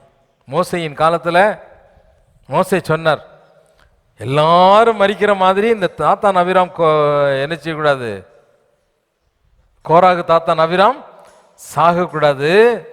இவங்க நேரம் எங்க போயிடணும்? பாதாளத்துக்குள்ள போயிடணும் அப்படின்னு சொன்னாங்க. பூமி தன் வாயை பிளந்து எங்க போயிட்டாங்க? நரகத்துக்குள்ள போயிட்டாங்க. நரகத்துக்குள்ள நிச்சயிட்டாங்க, போயிட்டாங்க. பூமிக்கு அடியில் ஒரு பெரிய ஆழம். அதாவது இன்னைக்கு நிறைய இடத்துல கடலில் வந்து ஓஷன் அப்படின்னு சொல்லக்கூடிய சமுத்திரத்தின் ஆழத்தை யாரும் கணக்கு போட்டதே கிடையாது. ஆழமே தெரியாது, ஆழமே தெரியாது. அந்த ஆழத்தை பற்றி ஒரு டாக்குமெண்ட்ரி எழுதியிருக்காங்க, வீடியோ போட்டிருக்காங்க. அதில் என்ன போட்டிருக்காங்கன்னா, அது ஒரு குறிப்பிட்ட ஆழத்துக்கு மேலே காற்று கிடையாது, ஆக்சிஜனே கொண்டு போனாலும் மனுஷன் என்ன செய்ய முடியாது, வாழ முடியாது. அந்த இடத்துல ஏதோ ஒரு கேமரா விட்டு நினைச்சிருக்காங்க, பார்த்துருக்காங்க. அங்கே அந்த தண்ணியினுடைய கொதிநிலை இந்த உலகத்தில் எந்த ஒரு அடுப்புலையும் வச்சு சூடாக்கக்கூடிய நிலையில் இல்லை. அவ்வளவு பயங்கரமான கொதிநிலை உள்ள தண்ணீர் எங்க இருக்குது? அந்த ஓஷனுடைய ஆழத்துல இருக்குது. அந்த கொதிக்கிற தண்ணிக்குள்ள ஜீவராசிகள் என்ன செய்யுது? சிந்திச்சு பார்க்க முடியுமா நம்மளால? கொதிக்கிற தண்ணியில் என்னத்தை போட்டாலும் என்ன செய்யும்? வெந்து செத்து போயிடும். உயிருள்ள மீனை வெட்டி போட்டால் தான் இல்லை, உயிரோடே நீ போட்டு குழம்பு வச்சா கூட அது என்ன செய்யும்? தண்ணி கொதித்த உடனே என்ன செய்யும்? அது செத்து போயிடும். அது என்ன செய்யும்? செத்து போயிடும். நான் சொல்கிறது நான் எடுத்துக்கிட்டு சொல்லலை, நீங்கள் யூடியூப்பில் போய் பார்த்தாலே இருக்குது. ஜீவராசிகள் அங்கே அந்த கொதிக்கிற தண்ணியில் கூட இருக்குதான். அப்போ நீயும் போய் எங்கே இருக்கலாம்? அதான் அங்கே அக்கினி அவியாமலும் அவருடைய புழுங்கிறது என்னன்னா, நீ அங்கே புழு மாதிரி துடிச்சிக்கிட்டு இருப்ப, அந்த ஆத்மா என்ன செய்யும்? அங்கே சாகாது. இது நடக்க போகிற காரியம், நடக்க போகிற காரியம். ஆனா இது மேல அதிகாரம் இல்லாதவர்கள் யாரு அப்படின்னு தான் அந்த வசனம் சொல்லுது. யாரு அவங்க? யாரா அவங்க? பரிசுத்தவான். அவங்க யாரு? பரிசுத்தவான். அப்ப நீயும் நானும் யாரா மாற்றப்படணும்? பரிசுத்தவானாய் பரிசுத்தவாட்டியா நாம் என்ன செய்யணும்? மாற்றப்படணும். அதுதான் 1 தெசலோனிக்கேயர் 4ஆம் அதிகாரத்தில் 3-7 வசனங்கள்ல பவுல் அப்போஸ்தலன் எழுதுகிறார். வாசி கேட்போமா? 1 தெசலோனிக்கேயர் 4ஆம் அதிகாரம் 3-7 வசனங்கள். நீங்கள் பரிசுத்தம் உள்ளவர்கள் ஆக வேண்டும், நீங்கள் பரிசுத்தம் உள்ளவர்கள் ஆக வேண்டும் என்பதே தேவனுடைய சித்தமாய் இருக்கிறது. அந்தபடி நீங்கள் வேசி மார்க்கத்திற்கு விலகி இருக்க வேண்டும். 7வது வசனம் என்ன சொல்லுது பாருங்க? தேவன் நம்மை அசுத்தத்திற்கு அல்ல பரிசுத்தத்திற்கே அழைத்திருக்கிறார். அல்லேலூயா, அல்லேலூயா. ஆண்டவர் நம்மளை எதுக்கு அழைச்சி இங்க கொண்டு உட்கார வச்சிருக்காரு? எதுக்கு அழைச்சி இங்க கொண்டு வச்சிருக்காரு? எதுக்கு அழைச்சி இங்க கொண்டு வச்சிருக்கிறாரு? ஹல்லேலூயா. பரிசுத்தம் உள்ளவர்களாக வேண்டும் என்பதுதான் அவருடைய சித்தம், அவருடைய விருப்பம், அவருடைய விருப்பம். ஹல்லேலூயா. அப்ப நாம எப்படி இருக்கணுமா? ஆனா இந்த மாம்சம் என்ன செய்யுது? பவுல் அப்போஸ்தலனே அழுறார். நான் விரும்புகிற நன்மையை செய்யாதபடி இந்த மாம்சம் என்ன செய்யுது? விரும்பாத அசுத்தமான காரியத்தை தான். அதுக்கு தான் ஆண்டவர் சொன்னார். அதுக்கப்புறம் பவுல் சொல்றார், என்னை பலப்படுத்துகிற. ஹல்லேலூயா, ஹல்லேலூயா. என்னால் சாட்சியாக வாழ முடியல ஆண்டவரே, எனக்கு ஒரு வீக்னஸ் இருக்குது, நான் விபச்சாரம் பண்ணுறேன், வேசித்தனம் சொல்லலாம். ஆனால் ஆண்டவர் சொன்னார், பரிசுத்த ஆவி உங்களிடத்தில் நீங்க என்ன செய்வீங்க? ஹல்லேலூயா. பலவீனம் உள்ளவன் எவனும் தன்னை பலவான் என்று சொல்லுவானாக. எப்படி சொல்ல முடியும்? அதுக்கு தான் பரிசுத்த ஆவியானவர் உதவி செய்கிறார். பரிசுத்த ஆவியானவர் உனக்குள்ள வந்தா நீங்க என்ன செய்வீங்க?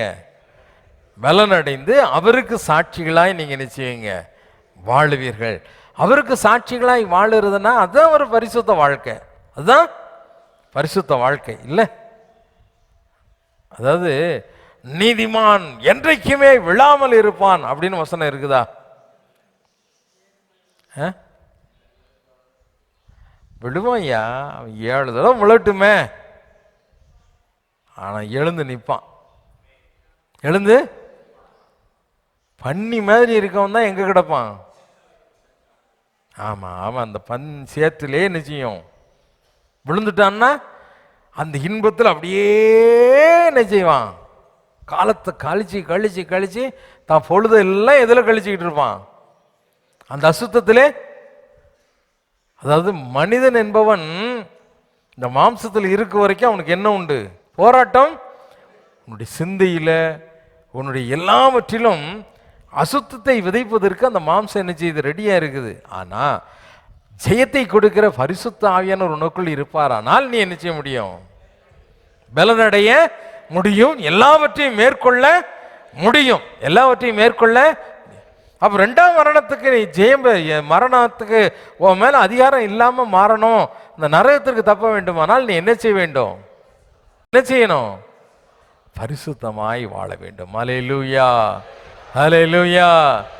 அப்ப நம்மளை ஆண்டவர் எதுக்கு அழைச்சிருக்கிறாரு?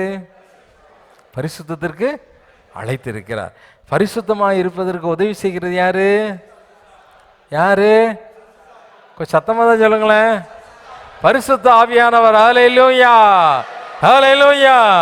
அந்த பரிசுத்த ஆவி நிறைவு உனக்குள்ள காணப்படுமானால் சத்துருவை நீ என்ன செய்ய முடியும்? ஜெயிக்க முடியும், ஜெயிக்க முடியும். இப்போ ஒரு பாத்திரம் இருக்கு அப்படின்னு சொன்னா அதை உடைக்கிறதுக்கு யார் காத்துக்கிட்டு இருக்கா? அவனை கெடுக்கிறதுக்குன்னு கெடுதலைக்காரன் இருப்பான்ல, அவன் தான் அதை உடைச்சாச்சுன்னா இது என்ன செய்யலாம்? எல்லாத்தையும் ஒழுக வச்சிடலாம் அப்படின்னு சொல்லி அவன் என்ன செய்வான்? காத்துட்டு இருப்பான் இல்லையா? அப்போ அவன் தடவி தடவி பார்ப்பான், தட்டி தட்டி பார்ப்பான். எங்கே வீக்காக இருக்கோ அந்த பகுதியில் தட்டினா அது என்ன செய்யும்? சீக்கிரம் ஸ்ட்ராங்கான பாத்திரம் தான். ஆனால் எங்கனையோ ஒரு இடத்துல அந்த பாத்திரத்தில் என்ன இருக்குது? வீக்னஸ் இருக்குது. அதில் தட்டுறான், உள்ளதெல்லாம் என்ன செய்யுது? ஒளிவு போகுது. உள்ளதெல்லாம் ஒளிவு போகுது. இந்த பாத்திரம் எப்படி இருக்குது? நீ எவ்வளவுதான் ஊற்றுனாலும் இந்த பாத்திரம் என்ன செய்யாது? நிரம்பாது. பாத்திரம் என்ன செய்யாது? இந்த புத்தியுள்ள கன்னிகைகள் 5 பேர் என்ன செய்தாங்க? எண்ணெயை நிறைவாய் வைத்திருந்தார்கள். அல்லேலூயா. அதுக்கு காரணம் என்ன? வீக்கான பகுதியை ஆண்டோடைய கரத்தில் ஒப்பு கொடுத்து, ஆண்டவரே இதை நீங்கள் பாதுகாத்துக்கோங்க. பிசாசு அடிக்கடி எங்கே தான் தட்டுறான்? எங்கே தான் தட்டுறான்? இந்த வீக்கான பகுதியில் தான் தட்டுறான், ஓட்டையாக்குறான். ஆண்டவரே இது என்னால் இதை என்ன செய்ய முடியாது, இந்த வீக்னஸை பலப்படுத்த இந்த பகுதியை உங்கள் கையில் கொடுக்குற ஆண்டவர், உம்முடைய கரம் இதை பாதுகாக்க வேண்டும். ஹல்லேலூயா. சொல்லுங்க பார்க்கலாம். இந்த பகுதியை உங்க கரம் என்ன செய்யணும்? பாதுகாக்க வேண்டும். ஆண்டோடைய கரத்தில் கொடுத்து பாரு, சத்துரு தொடவே முடியாது, அந்த பகுதியை தொடவே முடியாது. ஹல்லேலூயா. உன் பாத்திரம் நிரம்பி வழியும். அதான் தாவீது, என் பாத்திரம் நிரம்பி வழிய உதவி செய்கிறவர் தேவனாகிய தாவீதுகிட்ட வீக்னஸ் இல்லாமல் இருந்ததா? வீக்னஸ் இருந்தது, வீக்கான ஒரு பகுதி இருந்தது. ஆண்டோடைய கரத்தில் ஒப்பு கொடுத்தான். ஆண்டவர் அந்த பகுதியை பாதுகாத்து கொண்டார். மறுபடியும் பாவத்தில் என்ன செய்யலை? விழலை. அவன் நீதிமானாக இருந்ததுனால எழுந்து நின்றான். அல்லேலூயா. தாவீதை குறித்து தேவனே சாட்சி கொடுக்கக்கூடிய ஒரு மனிதனாய் தேவன் என்ன செய்தார்? அவனை நிறுத்தினார். அவனை ஆகவே ஆண்டவருக்காக நாம் பரிசுத்தமாய் வாழ வேண்டுமானால் அவருடைய கரத்தில் நம்ம ஒப்பு கொடுத்து நம்முடைய வீக்கான பகுதிகளெல்லாம் யாருக்கிட்ட ஒப்பு கொடுக்கணும்?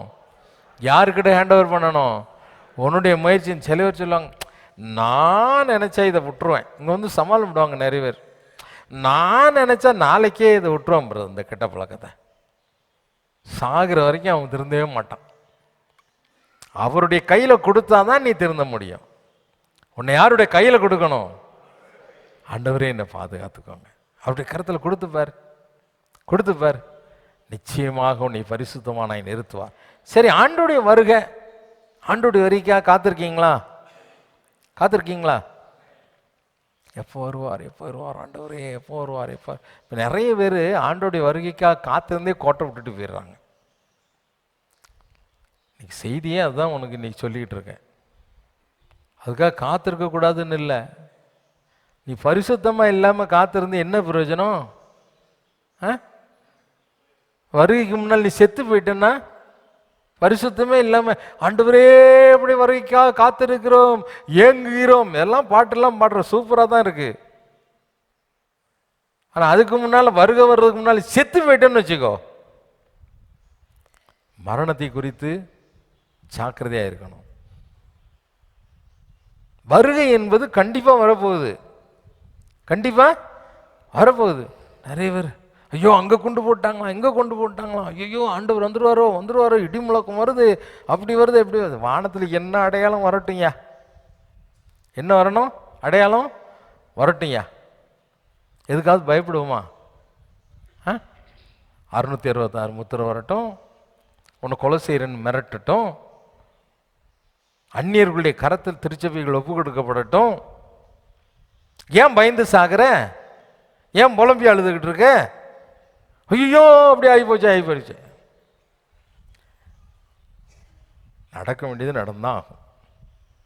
அந்நியருடைய கரத்தில் இது ஒப்பு கொடுக்கப்படும் அப்படின்னு சொன்னால் கண்டிப்பாக என்ன செய்யும்? பைபிளில் சொல்லி இருக்குது, சத்துருடைய கரத்தில் ஒப்பு கொடுக்கப்படுகிற நாட்கள் வரும். அன்றைக்கு மகா உபத்திரவ காலத்தில் கண்டிப்பாக அது என்ன செய்யப்படும்? ஒப்பு கொடுக்கப்பட்டு தான் ஆகும். அது திட்டம், தீர்மானம். அது வேதத்தில் சொல்லப்பட்ட காரியம். அது தேவன் உரைத்தது. அது மாறாது. மாறவே உன்னாலையும் மாற்ற முடியாது, என்னாலையும் மாற்ற முடியாது. புரியுதா உங்களுக்கு? அவர் ஆதீனத்தில் நியமித்திருக்கிற காலங்களை நீயும் அறிய முடியாது, நானும். சீசர்களிடத்தில் சொல்லும் போது அதான் சொன்னார். ஆண்டவருடைய வருகை எப்போ இருக்கும்? அதுக்கு அடையாளம் என்ன? தேவன் தம்முடைய ஆதீனத்தில் வைத்திருக்கிற வேலைகளை நீ அறிகிறது உனக்கு உனக்கு ஏற்றதல்ல. நீ அதை பற்றி கவலைப்படாதன்னார். விசுவாசிக்கு தேவன் சொல்லுகிற காரியம் அதான். வருகை குறித்து பயப்பட வேண்டியவன் யாரு? அவிசுவாசி. நீ வருகை குறித்து நிச்சய வேண்டியதில்லை. அங்கே அப்படி ஆயிடுச்சு, அப்படி அதெல்லாம் நடக்கும். அதெல்லாம் அதை குறித்து நீ கவலையே பட மாட்டேன். 7 மடங்கு அக்கினி சூளை ஆக்கினாலும், அக்கினி சூளையை சூடாக்கினாலும் இவன் என்ன செய்ய மாட்டான்? கர்த்தருடைய தாசன் என்ன செய்ய மாட்டான்? பயப்பட மாட்டான். நடக்கிறது நடக்கட்டும்யா, நான் தேவனுடைய பிள்ளை, நான் பரிசுத்தத்திற்கென்று அழைக்கப்பட்டவன். இந்த நிச்சயம் தான் இருக்கும். அப்போஸ்தலர் 1:16 இயேசுசாமி பரலோகத்துக்கு மேகங்களில் எடுத்துக்கொள்ளப்படுகிறார். அது வாசி கேட்போமா? வாசிக்கும் பொழுது இந்த சீசர்கள் எல்லாம் அப்படியே பார்த்து ஸ்டன்னாகி போய் நிற்கிறாங்க.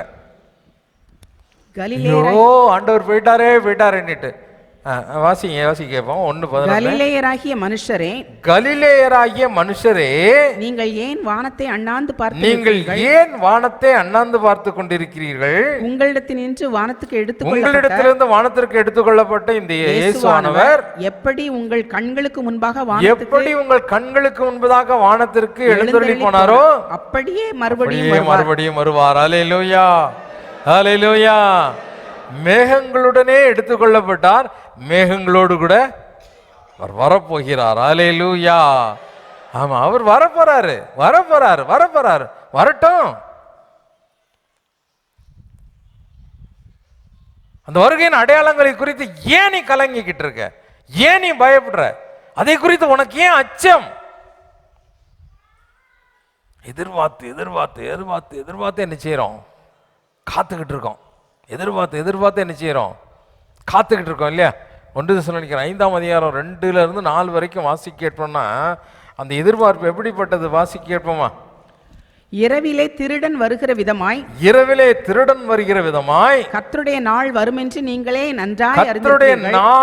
என்று நீங்கள் நன்றாய் அறிந்திருக்கிறீர்களே. சமாதானமும் சௌக்கியமும் உண்டென்று அவர்கள் சொல்லும்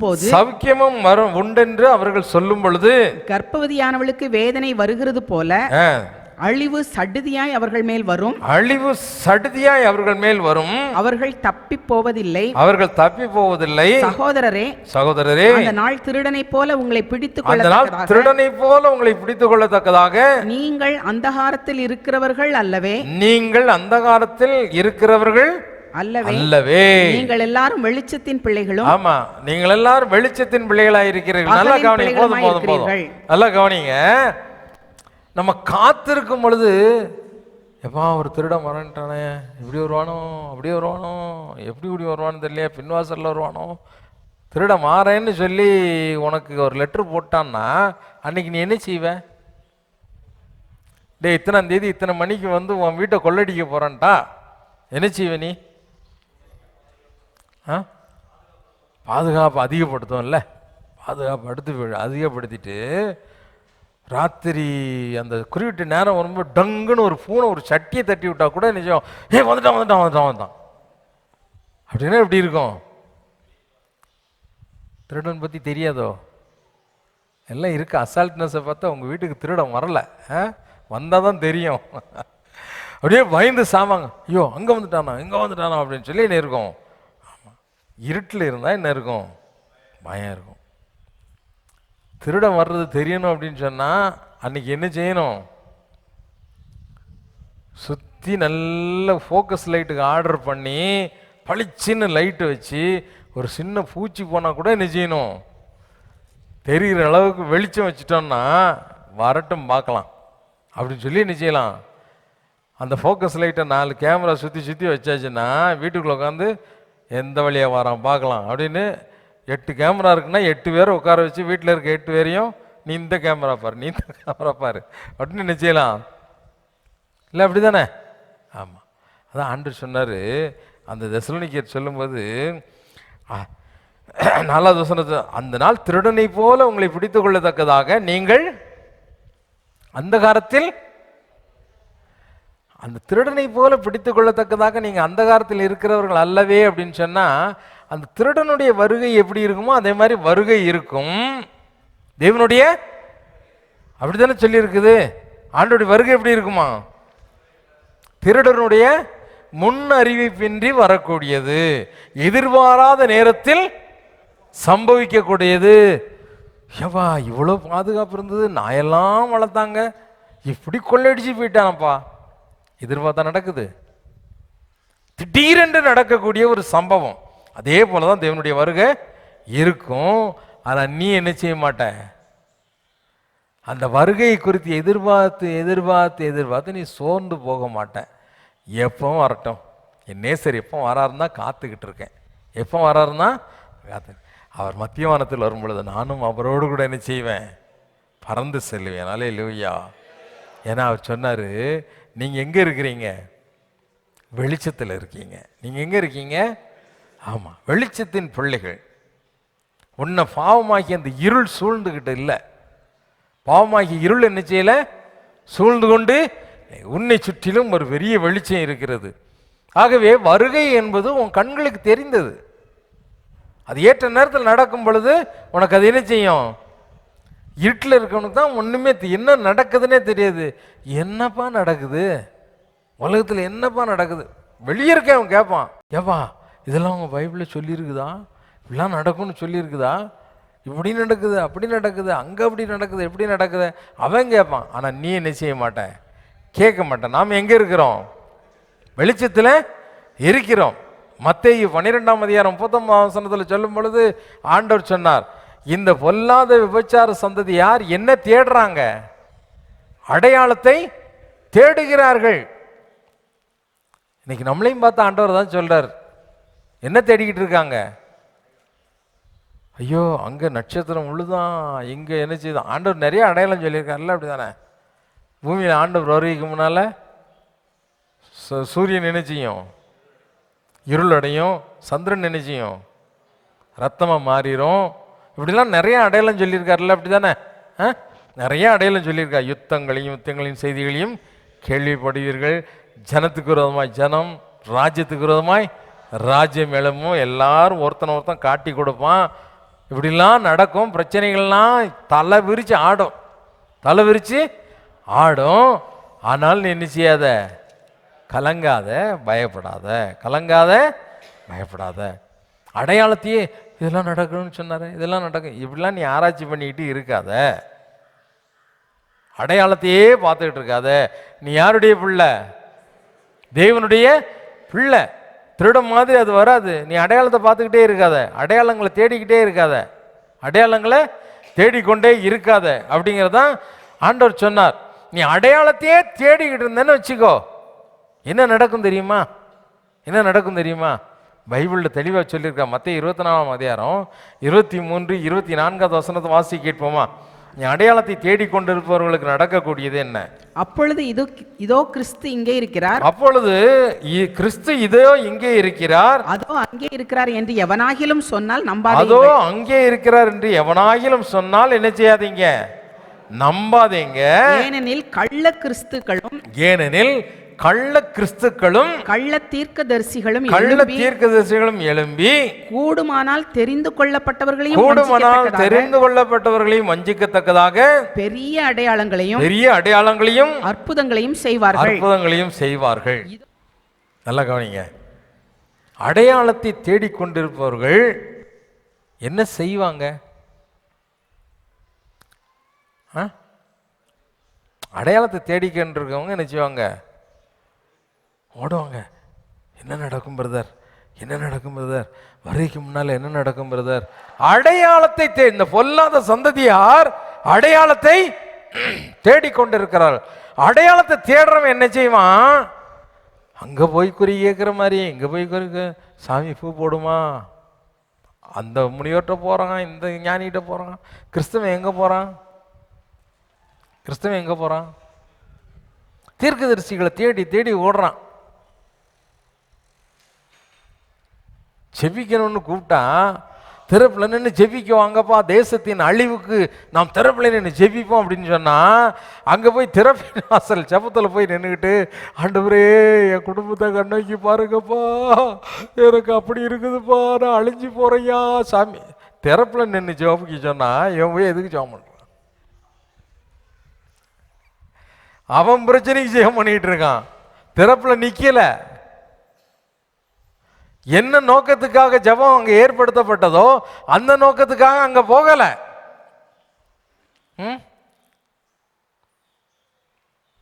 இந்த ஊழியக்காரர் ஏதாவது ஒரு தீர்க்கதரிசனம் சொல்லிட மாட்டாரா? திறப்பின் வாசல் ஜெபத்துக்கு போறதுல முக்காவாசி பேர் என்ன இடத்துக்கு போறாங்க தெரியுமா? மோகன் சிலாஸ் என் பேரை சொல்லி கூப்பிட மாட்டாரா? என் சேலை கலரை சொல்லிட மாட்டாரா? என் சட்டை கலரை சொல்லிட மாட்டாரா? என்னை எந்திரிச்சு விட்டு இவர்தான் பெரிய தீர்க்கதரிசியாய் வரப்போகிறார்னு சொல்லிட மாட்டாரா? ஆடா பைத்தியக்கார ஜனமே, எதுக்கு ஓடுற? எதுக்கு ஓடுற? அவர் எனக்கு ஏதாவது ஒன்று வெளிப்படுத்திட மாட்டாரா? முட்டாள் ஜனமே, என்கிட்டே நிறைய பேர் ஆண்டவர் ஏதாவது சொன்னாரா, ஆண்டவர் ஏதாவது வெளிப்படுத்தினாரா? ஏன் நான் உனக்கு என்ன ரெப்ரசன்டேட்டிவா அவர்கிட்ட கேட்டு உன்கிட்ட சொல்கிறதுக்கு? ஏன் அவர் ஓன்ட்ட பேச மாட்டாரா? உன்கிட்ட பேச மாட்டார்னா நீ நரகத்துக்கு தான் போக போகிற, நீ மோட்சத்துக்கு போக போகிறதில்ல. நீ பரிசுத்தமாக இருந்தால் உன் கூட வேதத்தை வாசித்தன்னா ஆண்டவர் உன் கூட என்ன செய்வார்? கண்டிப்பாக உன் கூட சேர்ந்து நான் திறப்பில் நிற்கலாம், உனக்காக ஜெபிக்கலாம். ஆனால் உனக்காக நான் ஒரு மீடியேட்டர் கிடையாது. உனக்கும் தேவனுக்கும் மத்தியஸ்தர் யாரு? மத்தியஸ்தர் யாரு? இயேசு மட்டும்தான். அவர் மட்டும்தான் மீடியேட்டர். ஒரு ஊழியக்காரன் கிடையாது, ஒரு பாஸ்டர் கிடையாது, வேற யாரோ ஒரு ஆள் எவாஞ்சலிஸ்ட் கிடையாது. மத்தியஸ்தர் யாரு? இயேசு மட்டும்தான். இயேசு ஓடுவாங்க ஓடுவாங்க ஓடுவாங்க, சபைக்கு வரமாட்டான். ஆனால் சுற்றி நடக்க சில பேர் சொல்லுவாங்க, ஏம்மா கோயிலுக்கே வரலையா, ஏன்பா கோயிலுக்கே வரலையா? ஐயோ இல்லை பிரதர், போன வாரம் அந்த மீட்டிங் கூட போனேன் பிரதர், இந்த மீட்டிங் கூட போனேன் பிரதர், தெற்க போனேன், வடக்க போனேன், கிழக்க போனேன். எங்கே போனாலும் சரி நீ எங்கே போக போகிற? நரகத்துக்கு தான் போக போகிற. நீ தெற்க கிழக்க எல்லா மீட்டிங்கு போய் பிரயோஜனம் கிடையாது. நீ பரலோகத்துக்கு போக போகிறதில்ல. ஏன்? எந்த மீட்டிங்கு போனாலும் இருக்கிறது எங்க? இருள இருக்கிற. நீ வெளிச்சத்துக்கு வரல. வெளிச்சத்துக்கு அடையாளத்தை தேடக்கூடியவர்கள் வஞ்சிக்கப்படக்கூடியவர்கள். இந்த விபச்சார சந்ததியார் எதை தேடிக்கிட்டு இருக்காங்க? அடையாளத்தை தேடுறாங்க. சூரியன் இருட்டாயிடுச்சா, சந்திரன் ரத்தமா மாறிடுச்சா? அட மாறுது, மாறாம போகுது. அவர் வர போறாரியா, ஆண்டவர் வர போறார், என்னை அழைத்து கொண்டு போக போறார். அது எப்படி மாறினா எனக்கு என்ன? 1000 பேர் வந்து சொன்னாலும் நீ என்ன செய்ய வேண்டாம், இந்த அடையாளத்தை பார்த்துக்கிட்டு இருக்காத. நீ யாரு உனக்கு தெரியும். நான் சொல்றது புரியுதா புரியலையா? அடையாளம் உனக்காக கொடுக்கப்படலை, பிரஜாதிகளுக்காக கொடுக்கப்பட்டது. அடையாளத்தை பற்றி யாருக்கு சொல்லணும்? பிரஜாதிகளுக்கு நீ சொல்லணும். தேவன் வரப்போகிறார், அல்லேலூயா. மரணமும் வரப்போகிறது. ஆனா நீ கர்த்தரை சந்திக்க ஆயத்தமா இருக்கிறியா? கர்த்தரை சந்திப்பதற்கு ஆண்டவர் எங்கப்பா இருக்காரு? ஆண்டவர் எங்க இருக்காரு?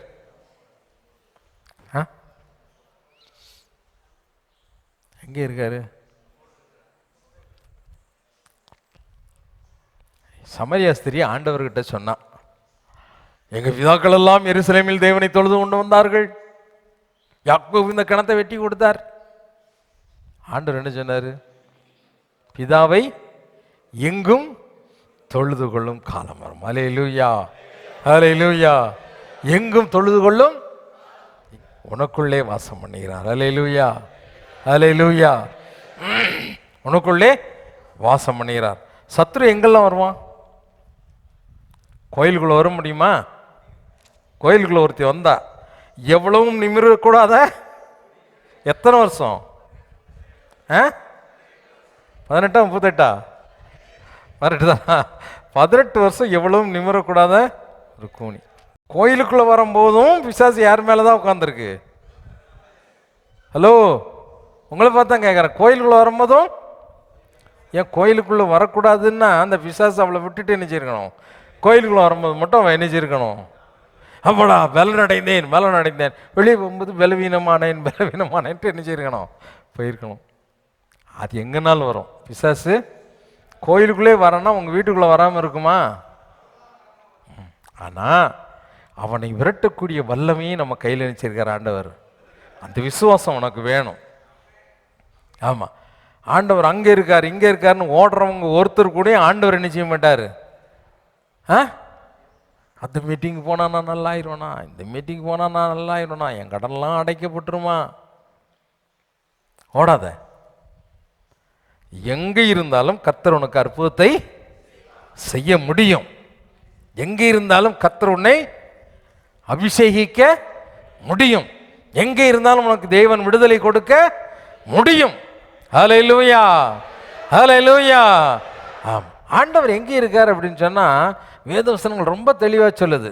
ஆண்டவர் எங்கே இருக்கிறான்னு மத்தேயு 28ஆம் அதிகாரம் 20வது வசனத்தில் வாசிக்கும் பொழுது என்ன சொல்லப்பட்டிருக்குது? வாசிங்க கேட்போமா? நான் உங்களுக்கு கட்டளையிட்ட யாவையும் அவர்கள் கைக்கொள்ளும்படி அவர்களுக்கு உபதேசம் பண்ணுங்கள். இதோ உலகத்தின் முடிவு பரியந்தம் சகல நாட்களிலும் நான் உங்களுடனே கூட இருக்கிறேன். நான் உங்களுடனே கூட. உலகம் முடியும் வரைக்கும் இல்லை, உன் வாழ்க்கை முடியும் வரைக்கும் நான் எங்கே தான் இருப்பேன்? ஆனந்தூர் சர்ச்சில் தான் இருப்பேன். நீ அடிக்கடி வந்து என்ன செய்ய அப்படின்னு சொன்னாரா? எங்கே இருப்பேன்னு சொன்னார்? அம்மங்கோயில் பதிலாக உன் வீட்டில் உன் கூட இருப்பேன். ஹல்லேலூயா. எதுக்கு கோயிலுக்கு வரோம், எதுக்கு ஆண்டவரை தேடுறோம் அப்படிங்கிறதே தெரியாது. இங்கே வந்தால் நம்ம இன்னும் கொஞ்சம் பலன் அடைவோம். தனியாகவே கடந்து நம்ம சோர்ந்து போயிருக்கிறோமே, இன்னும் கொஞ்சம் பலன் அடைவோம் அப்படிங்கிற ஒரு எண்ணத்தோடு தான் ஆலயத்துக்கு என்ன செய்யணும். இங்கே வந்து சாமியை கும்பிடுறதுக்காக வரல. நீ எதுக்கு வர்ற?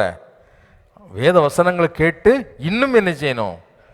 பலன் அடைவதற்காக தான் எங்கே வரீங்க? ஆலயத்துக்கு வரீங்க இல்லையா? டாக்டர் வீட்டுக்கு அடிக்கடி கூப்பிட்டா வருவாரா? நாம் எங்கே போகணும்? பலவீனப்பட்டால் எங்கே தான் ஓடணும்? ஆமாம், அதே மாதிரி ஆவிக்குரிய வாழ்க்கையில் பலவீனம் வராமல் இருக்கிறதுக்கு தான் எங்கே வரோம்? ஆலயத்துக்கு வரோம். சரிதானா? ஆமாம், அது சரியான ஆலயத்தை தேர்ந்தெடுத்து நாம் என்ன செய்யணும்?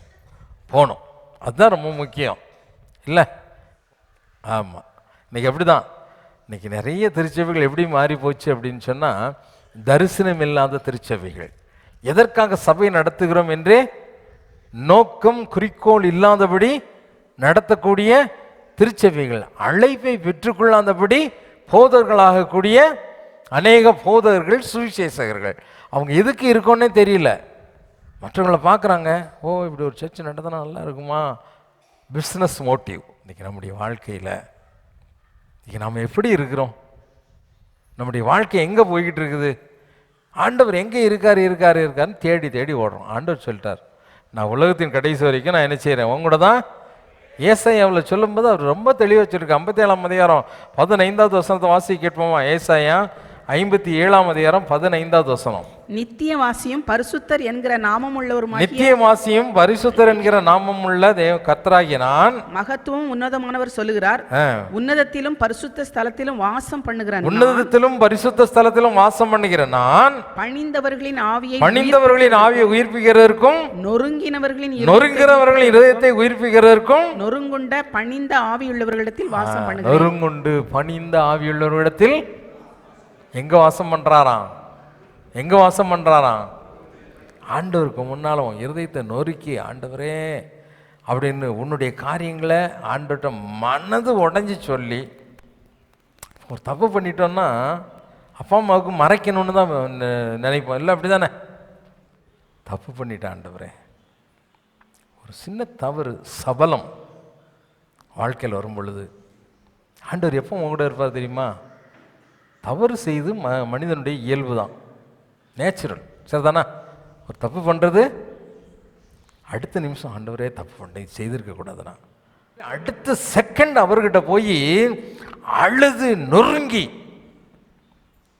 அவர்கிட்ட ஒன்று கீழ்ப்படுத்தி, தப்பு பண்ணிட்டேன். தப்பு செய்தான் தகப்பன் இடத்துல போய் சாரி கேட்டான்னா ஒழுங்கான தகப்பனா என்ன செய்வான்? சரிப்பா பரவாயில்லப்பா, சரி அது வேணுமா, சரி உனக்கு வாங்கி தரேன், நீ ஏன்ட்ட கேட்டுருக்கலாம்ல அப்படின்னு சொல்லுவான். சில 1ஆம் நம்பர் பொறுக்கி தகப்பன் இருக்கான், அவன் என்ன சொல்லுவான், அவன் தப்பை போய் சொன்னால் பலார்னு அடித்து கழுத்தை பிடிச்சி முறிச்சிடும். அது ஒன்றையனா அப்படி தகப்பங்கிட்ட போய் சொல்ல முடியாது, கஷ்டம். ஆனால் உண்மையான தகப்பனிடத்தில் போய் என் தப்பு சொன்னால் அவங்க என்ன செய்வாங்க? நல்ல தகப்பன். நம்முடைய ஆண்டவர் நல்ல தகப்பன் இல்லை, அப்படி தானே? அவர்கிட்ட போய் நொறுங்கி உள்ளம் நொறுங்கி, தப்பு பண்ணிட்டேன் ஆண்டவரே, தப்பு பண்ணிட்டேன், இந்த திருட்டு செய்திருக்கக்கூடாது, இந்த கெட்டவத்தை பேசியிருக்கக்கூடாது, நான் அவங்கள அடிச்சிருக்கக்கூடாது, அவங்க பொருளுக்கு ஆசைப்பட்டிருக்கக்கூடாது, இப்படின்னு உனக்குள்ள பிரச்சனையை, நீ விழுந்து போன காரியத்தை அவர்கிட்ட போய் அப்படிப்பட்ட தாழ்மையுள்ள மனிதர்களிடத்தை தேவன் நினைச்சுகிறார், வாசம் பண்ணுகிறார். அல்லேலூயா. உலகத்தின் கடைசி வரைக்கும் வாசம் பண்றவனே யார்கிட்ட வாசம் பண்றாராம்? நொறுங்குண்டு பணிந்த ஆவியுள்ளவர்களிடத்தில் நான் என்ன செய்கிறேன்? வாசம் பண்ணுகிறேன்னு சொன்னார். இப்போ ஆண்டவர் எங்கே இருக்காரு அப்படின்னு சொன்னால் 18ஆம் அதிகாரம் 20வது வசனம், மத்தேயு 18ஆம் அதிகாரம் 20வது வசனத்தில் சொல்லும்போது அவர் என்ன சொல்லுகிறார்? கடைசியாக நம்ம வாசம் முடிக்கலாம். ஏனெனில் 2 பேராவது 3 பேராவது, ஏனெனில் 2 பேராவது 3 பேராவது என் நாமத்தினாலே எங்கே கூடியிருக்கிறார்களோ, என் நாமத்தினாலே எங்கே கூடி வருவீர்களோ அங்கே அவர்கள் நடுவிலே இருக்கிறேன் என்றார். அல்லேலூயா. அங்கே அவர்கள் மத்தியிலே. உங்கள் வீட்டில் 2-3 பேர் இல்லையா? அட்லீஸ்ட் பிள்ளையே பிறக்கலன்னு வச்சுக்கோ, பொண்டாட்டி புருஷனமாவது இருப்பீங்கள்ல. அந்த 2 பேர் வந்தாலே எங்கே இருப்பாராம்? ஆண்டவர் அங்கே இருப்பார். அங்கே இருப்பாரே, இருக்க மாட்டாரா? கண்டிப்பாக இருப்பார் இல்லையா? கண்டிப்பாக இருப்பார். ஆகவே இன்றைக்கி ஆண்டவருடைய சமூகத்தில் இன்றைக்கி நிறைய பேருக்கு ஆண்டவர் நம்ம கூட இருக்காரா இல்லையாங்கிறதே சந்தேகம். எத்தனை பேர் கூட ஆண்டவர் இருக்காருன்னு நம்புறீங்க? பொய்யெல்லாம் சொல்லக்கூடாது. இருக்காரா? நீ செய்கிற அயோக்கியத்தனத்தெல்லாம் பார்த்துக்கிட்டு இருக்காரு நம்புறியா? நீ பண்ணுற அட்டகாசத்தெல்லாம் பார்த்துக்கிட்டு இருக்காரு நம்புறியா? சில பேருக்கு ஆண்டவர் அவங்க கூட இருக்காருங்கிறதே மறந்து போச்சு. ஆண்டவர் உங்ககிட்ட வச்சுக்கிட்டே தான் யாரை தேடிக்கிட்டு இருக்க? ஆண்டவர் தேடிட்டு அலையிற. அவர் இங்கே இருப்பாரா, அங்கே இருப்பாரா, அங்கே இருப்பாரா, அங்கே இருக்காரு. ஆண்டவர் சர்ச்சு சரியில்லை, அந்த சர்ச்சுக்கு போயிடலாம், இந்த ஊத்தங்கரைக்கு போகலாம், சிங்காரப்பேட்டைக்கு போகலாம், தருமபுரிக்கு போகலாம், கிருஷ்ணகிரிக்கு போகலாம், போச்சம்பள்ளிக்கு போகலாம், இல்லை கடைசியில் சிப்கார்டு பெரிய பெரிய ஃபேக்ட்ரியாக வந்திருக்க இடத்துல பெரிய சர்ச்சை கட்டியிருக்காங்க, அங்கே போகலாம். நீ எங்கே போனாலும் ஆண்டவர் உன் கூட இருக்காருன்னு உனக்கே தெரியாமல் சுற்றிக்கிட்டு இருக்க. நல்ல யோசனை. தேவன் யாரோடு கூட இருக்கிறார்? நொறுங்குண்டு பணிந்த ஆவியுள்ளோர் இடத்தில் வாசம் பண்ணுகிறார். அப்படி ஆண்டவர் யார் கூட இருக்காங்களோ அவங்க எப்படி இருப்பாங்க? அவர் எதுக்கு அழைத்தாரு? எதுக்கு அழைச்சிருக்காரு? எதுக்கு அழைச்சிருக்காரு? கொஞ்சம் பிடிச்சிருக்கீங்களா? பரவாயில்ல, அது வரைக்கும் நீங்கள் பரலோகத்துக்கு போயிருவீங்க. பரிசுத்தத்திற்கென்று, நம்மை அசுத்தத்திற்கல்ல பரிசுத்தத்திற்கென்று அழைத்திருக்கார். அவர் உங்கூட இருந்தால் ஒன்று அவர் நினைச்சுவார், பரிசுத்தமாக காத்துக்கொள்ள, என்னுடைய பலவீன பகுதிகள் எல்லாம் நினைச்சுவார், பலப்படுத்துவார். எல்லாம் முழங்கால் படிட்டு ஆண்டவரிடத்தில் கேட்க போகிறோம், ஆண்டவரே நாங்கள் வருகைக்கான அடையாளத்தை தேடிக்கிட்டு இருக்கலாம்ப்பா. வருகைக்கான அடையாளம் அது புறஜாதிகளுக்கு கொடுக்கப்பட்டது. விபச்சார சந்ததியார் அடையாளத்தை தேடுறாங்க. யோனா தீர்க்கதரிசியின் அடையாளம் ஏன்றி வேறொரு அடையாளம் இவங்களுக்கு கிடையாதுன்னு சொன்னார். அருமையான தேவனுடைய பிள்ளையே, இன்னைக்கு ஆண்டவர் ஒன்றை பார்த்து கேட்கிறார், இன்றைக்கு மரித்தால் தேவனுடைய ராஜ்யத்தில் அவருடைய சமூகத்தில் நிற்பேன் அப்படிங்கிற ஒரு நம்பிக்கை இருக்குதா? ஆண்டவர் சொன்னார். மரணத்தை குறித்து 1 தெசலோனிக்கேயர் 4ஆம் அதிகாரத்தில் சொல்லும் பொழுது 2 விதமாக சொன்னார். ஒன்று கர்த்தருக்குள் நித்திரை அடைந்தவர்கள், இன்னொன்று கிறிஸ்துவுக்குள் மரித்தவர்கள். 2 பேர் கிறிஸ்தவருங்க. ஒன்று கர்த்தருக்குள் நித்திரை அடைந்தவர்கள், அவங்களுக்கு மரணத்தை குறித்து கொஞ்சம் கூட பயம் கிடையாது. அது அவங்களுக்கு ஒரு நித்திரை மாதிரி, தூக்கம் மாதிரி தான். ஏன்னா அதை குறித்து அவங்க பயப்பட மாட்டாங்க, அவங்களுக்கு அதை குறித்த கலக்கம் இருக்காது மரணத்தை குறித்து. அருமையான தேவனுடைய பிள்ளையே, நீ கர்த்தருக்குள் ஜீவித்தாயானால், கர்த்தருக்காக வாழ உன்னை அர்ப்பணித்தாயானால், நொறுங்குண்டு பணிந்து நீ காணப்படுவாயானால், ஆண்டவருடைய சமூகத்தில் உன்னுடைய எல்லாவற்றையும் நீ ஊற்றி விடுவாயானால், ஆண்டவர் உனக்கு இரக்கம் பாராட்ட காத்திருக்கிறார். உன்னோடு கூட வாசம் பண்ண காத்திருக்கிறார். உனக்குள் அவர் வாசம் பண்ணுகிறவர். சத்திய ஆவியாகிய தேற்றவாளன் உன்னோடு கூட வாசம் பண்ணும்படியாக தான் இயேசு என்ற நாமத்தில் உனக்காக அனுப்பி வைக்கப்பட்டார். ஏசமி சொன்னார், என்னுடைய நாமத்தினாலே பிதாவாகிய தேவன் அனுப்ப போகிற அந்த பரிசுத்த ஆவியாகிய தேற்றவாளன் அவர் உனக்குள் வாசம் பண்ண வேண்டும். நிறைவாய் காணப்படணும், நிறைவாய் காணப்படணும். பலவீனப்பட்ட பகுதியை அவருடைய கரத்தில் ஒப்பு கொடு. ஆண்டவரே, என் பாத்திரம் எப்பொழுது நிறைவாய் இருக்கணும். புத்தி இல்லாத 5 கன்னிகைகளைப் போல இருக்கக்கூடாதுண்ணா. என் பாத்திரம் நிரம்பி வழியணும் ஆண்டவரே. சங்கீதக்காரன் தாவீது சொன்னதை போல என் பாத்திரம் நிரம்பி வழிகிறதுன்னு சொன்னார. எப்பொழுதும் அந்த நிரம்பி காணப்படணும்பா, நிரம்பி காணப்படணும். எனக்கு உதவி செய்யுங்க. ஆண்டவரை பார்த்து கேட்போம்.